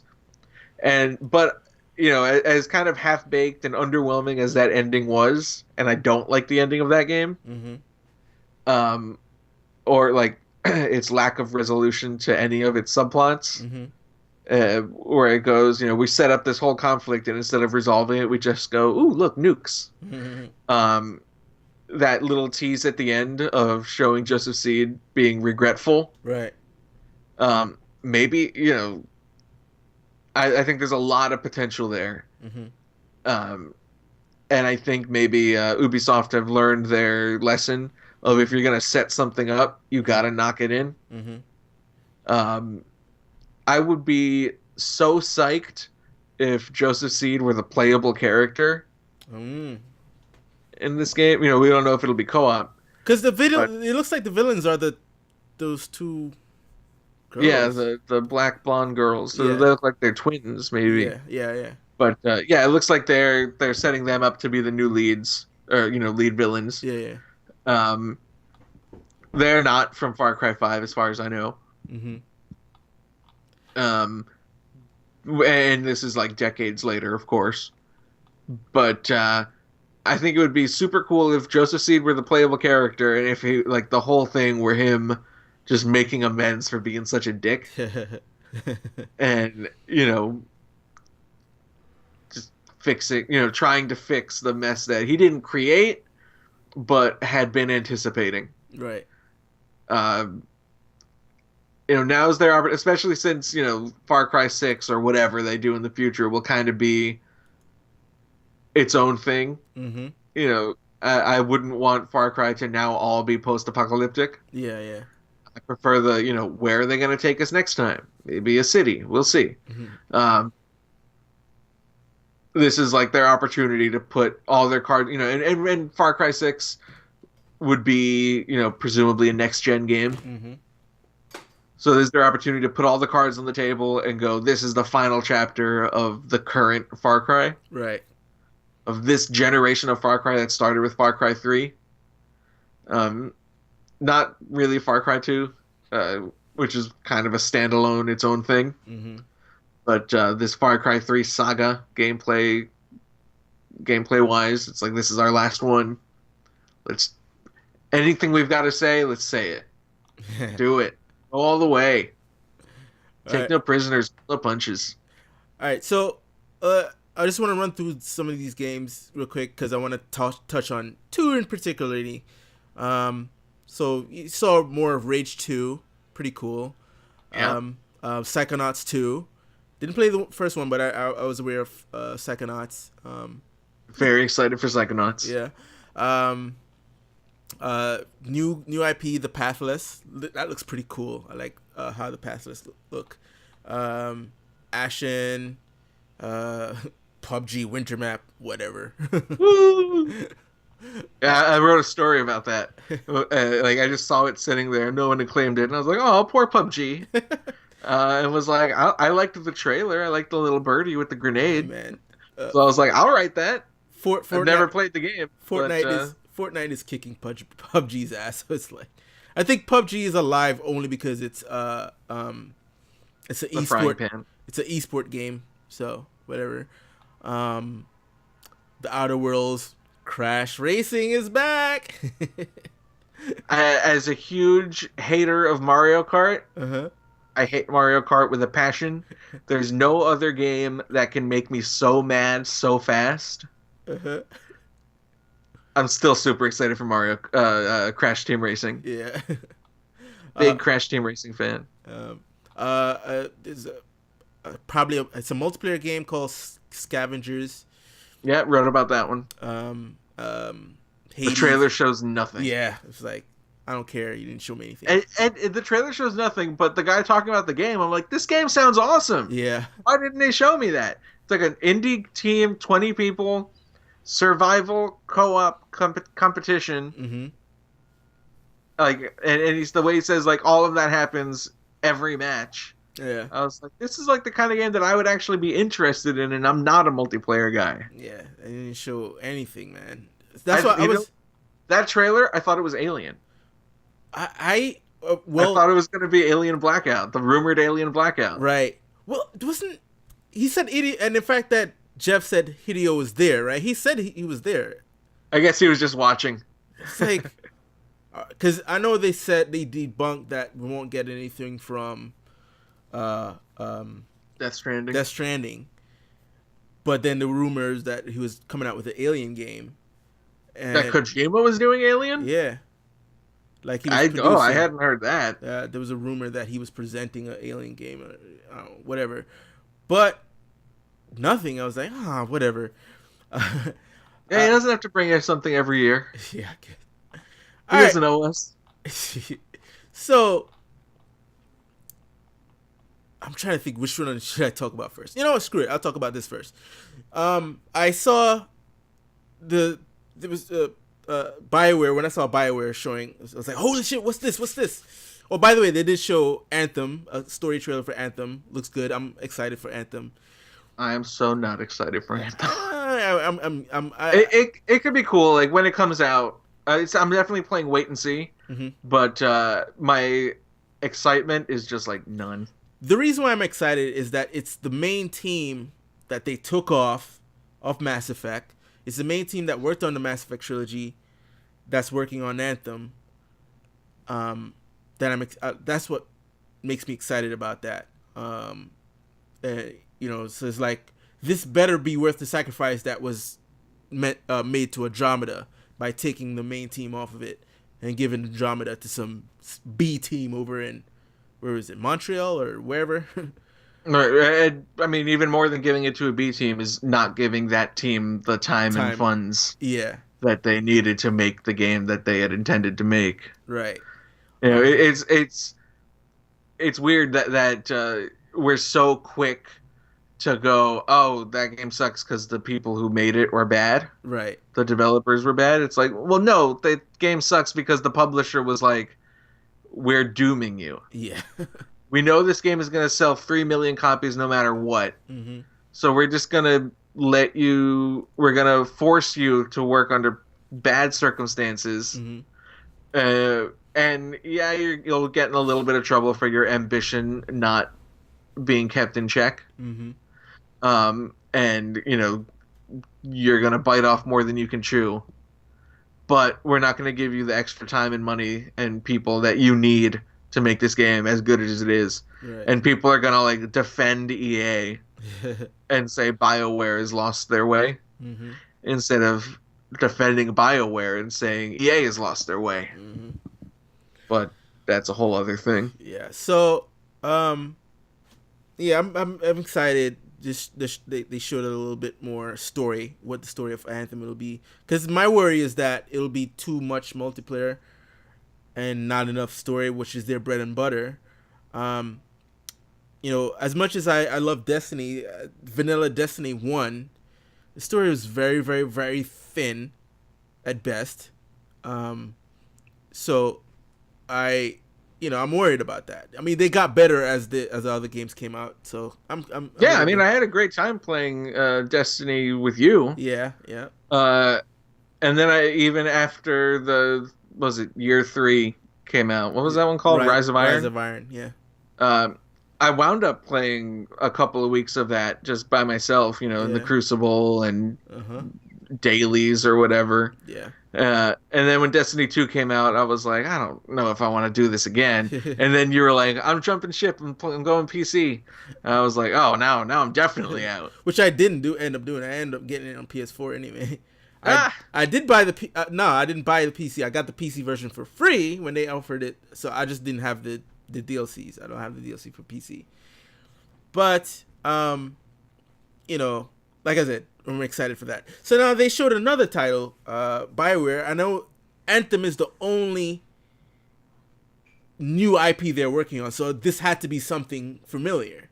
Yeah. They said it was Dragon Age, and I was like, it is? Right. I thought it was a new IP. So that's what I'm saying. I was actually I was the other way around. I was confused because my idea is that I know Anthem is the only publicly admitted new IP that they're working on, right? And so when I saw the beginning of this trailer, I thought, okay, it's Dragon Age, because I saw like a demon. It was like, oh, it's Dragon Age. And then in the end, it was the Dreadwolf. I was like, what? Okay.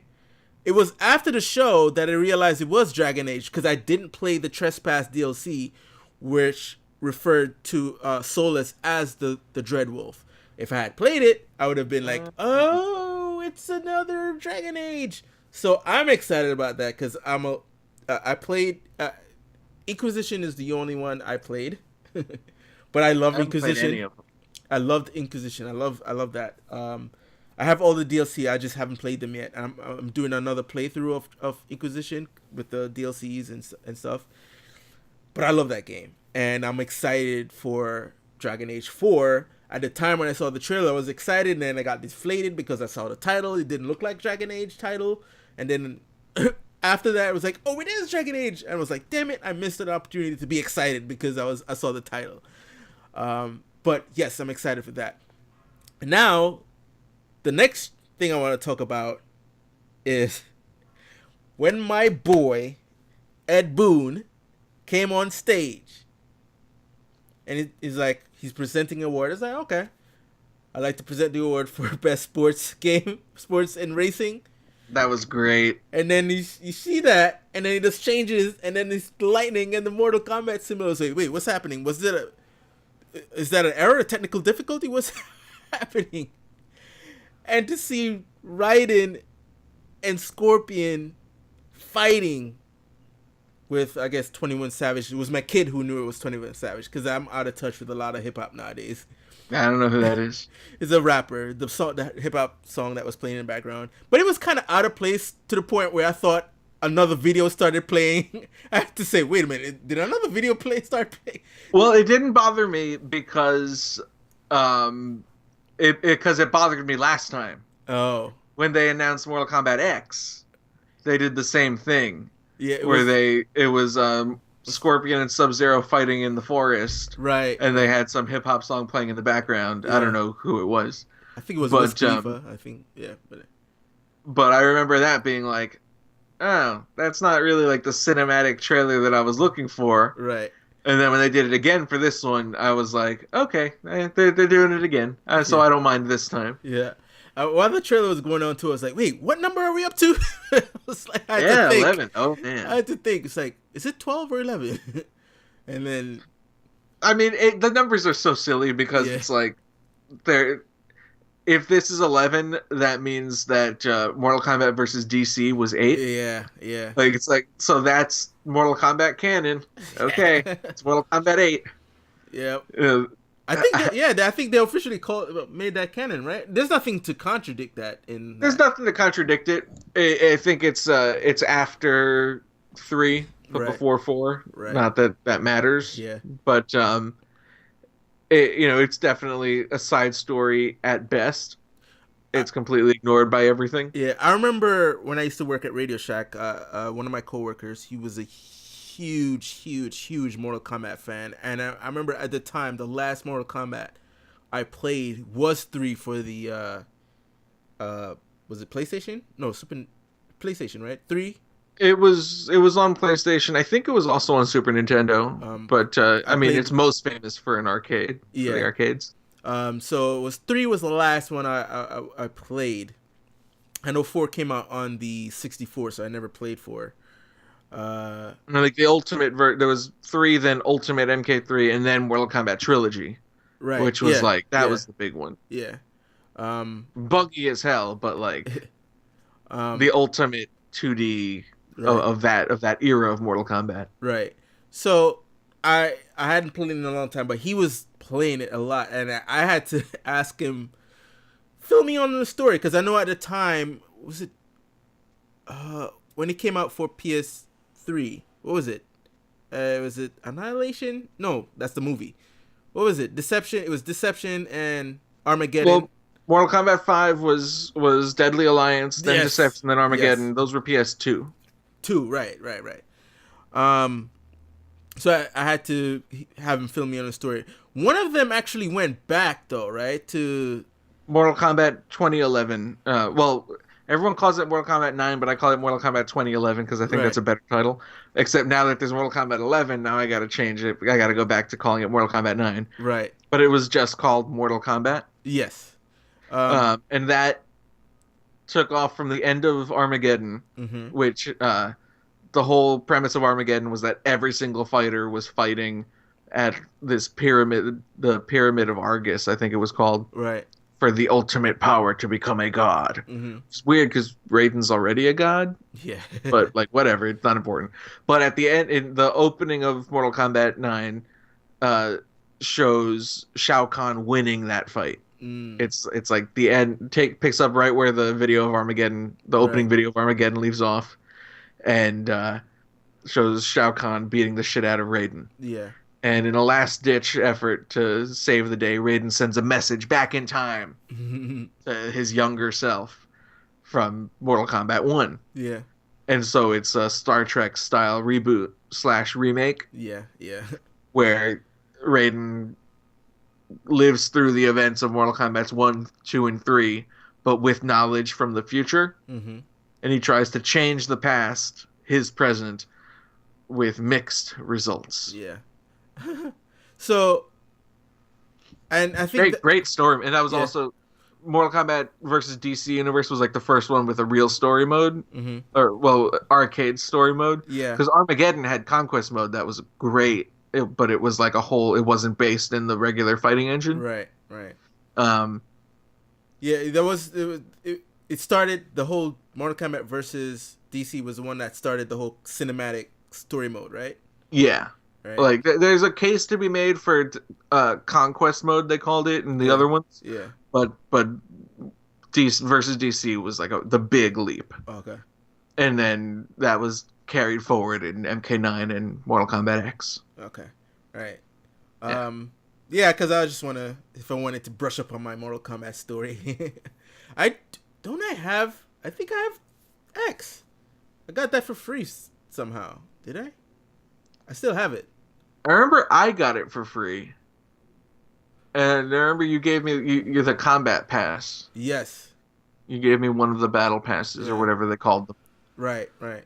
Um, I mean, great game. You know, I'm not a fighting game guy, Mm-hmm. but I'm a Mortal Kombat guy. Yeah. I love playing the story mode and the arcade ladders. I'm I'm a bottom tier fighter at best. I play normal difficulty. Usually get killed by the final boss a couple times. Right. I know a couple of combos.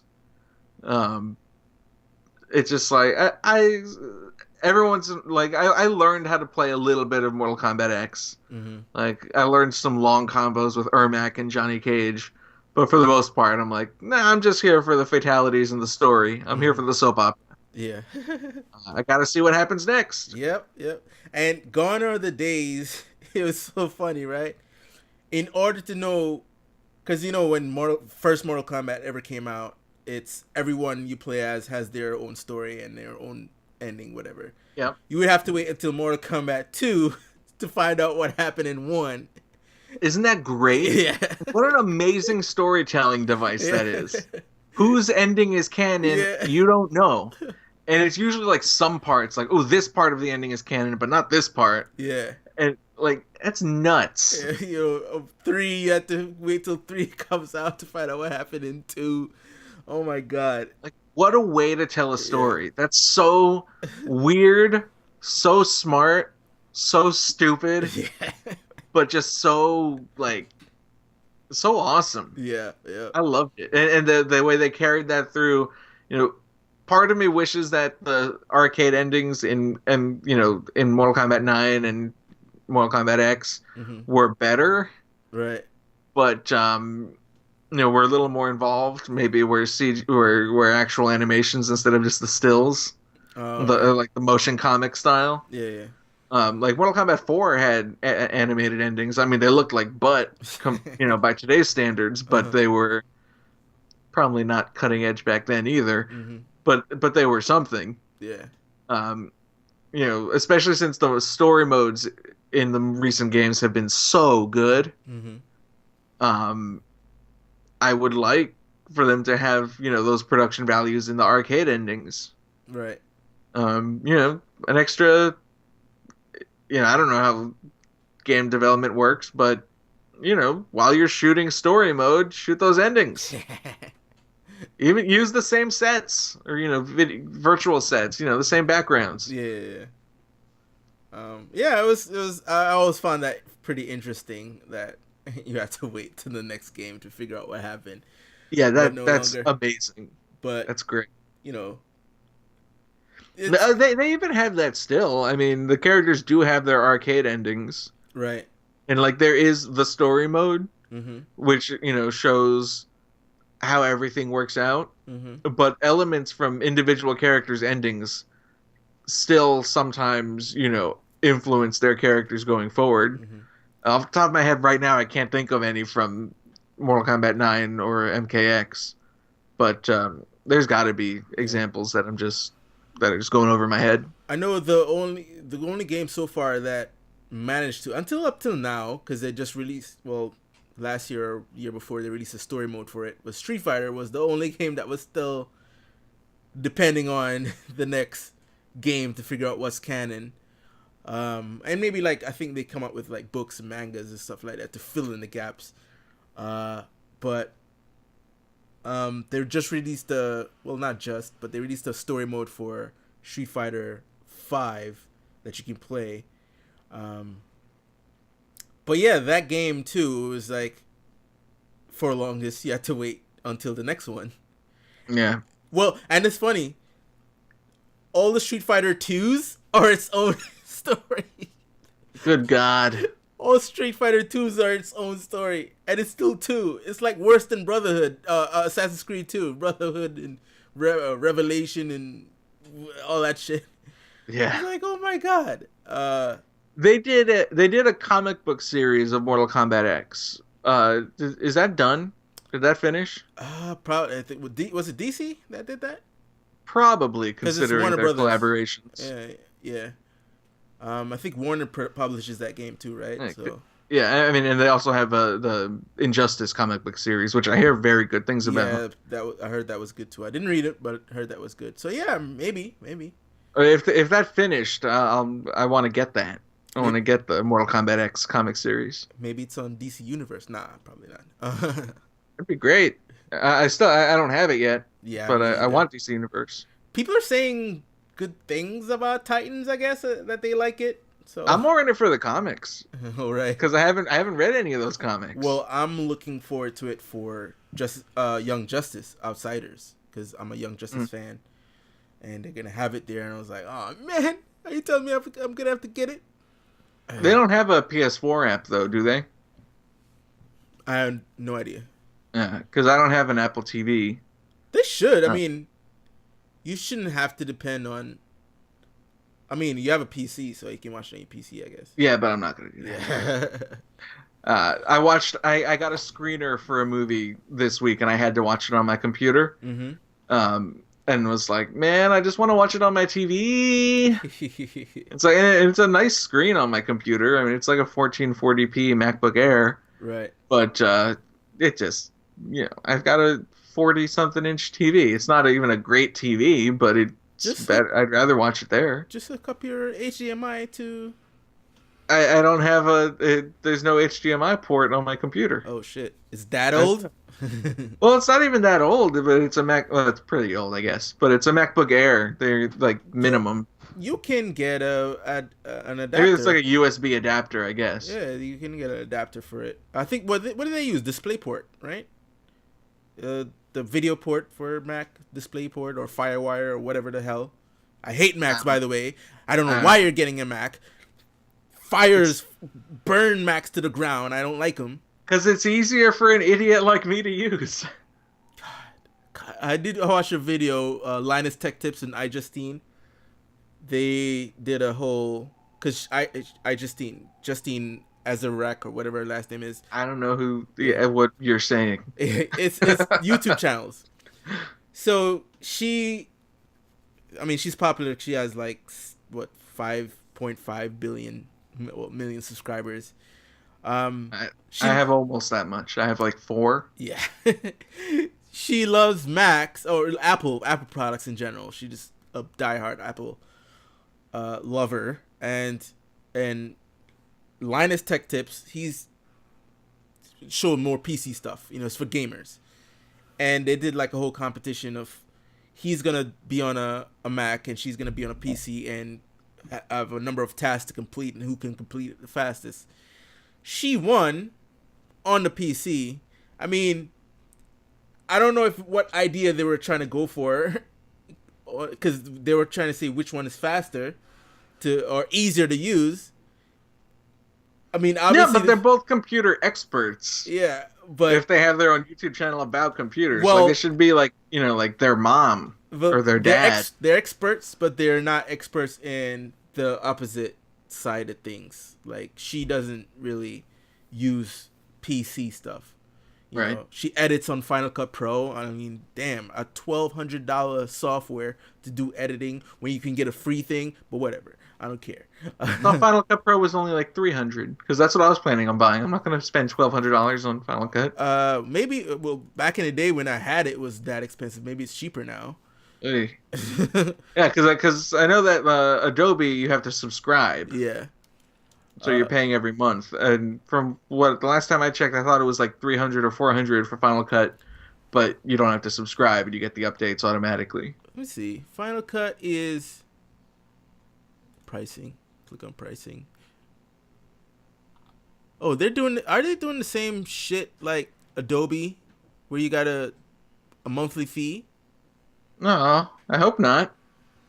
Or else we're just gonna have to find some free alternative. Or hit up like a college and be like, I'm a student-ish. I'm a student of the world. Frame.io makes it, right? Oh no, wait, no. I don't know. You're asking the wrong guy. Final Cut Pro. Okay, here we go. Apple, because it's always an Apple product. The fuck, man. Buy now. Oh yeah, it is $300. I remember when it was $1,000 for this thing. It was a different time. Yeah, when I had the first iMacs, when they moved to the Intel processors, and I wanted to get Final Cut Pro. Was expensive. Luckily, my friend had one, and he gave it to me. Oh. Yeah, it was super expensive back in the days, but I guess they have to be competitive nowadays. Everybody with Sony Vegas out and Adobe Premiere doing so well that even bigger productions are starting to use it. I think Avid is still king when it comes to huge productions. Is that expensive? Yeah, it is. I mean, I'd rather use iMovie than anything that's going to be expensive. It's what the big boys use. Yeah. Well, I'm not a big boy. I'm not a big editing boy. I'm like a little editing boy. It's what the $100 to $200 million production guys use. You know what I mean? Media composer. Let me see. You know what? Let me check. Mine is usually just me looking at the camera going, hey, you know what's really cool? This video game that I like. Blah, blah, blah, blah, blah, blah, blah. Oh, they're starting to do the monthly thing too. Avid. Well, how much is it monthly? They have a $20 a month and a $50 a month. I don't know what the difference is. Well, I guess that's not so bad if you're like, but that's like if you're a professional channel where you're editing videos that people send to you to edit. Yeah. And that's. I'm good in the kiddie pool. Yeah. All right. Let's wait till I get double-digit subscribers before we. Yeah. I'm using Premiere to edit my stuff, but it's pretty cool. All right, so that brings us to the end. I think that's about it to cover video games and Avengers, the big one. Oh yeah. So yeah, can't wait for Spider-Man tomorrow. Gonna check that out, and I'm sure next week we'll have a ton more stuff to talk about in the podcast. So where can people find you, Zach? You can find me on Twitter at my name, Zach Wojner. And you can find me on Twitter at Marky Tundra. You can find me on Instagram and Facebook at Pop Culture Galaxy. And you can hit up the site, popculturegalaxy.com. And don't forget to subscribe. Hit that subscribe button and that notification bell to see when videos drops. And comment down below. Let me know what you guys thought about all the stuff we talked about today. So until next time, folks, I want to say peace. Indeed.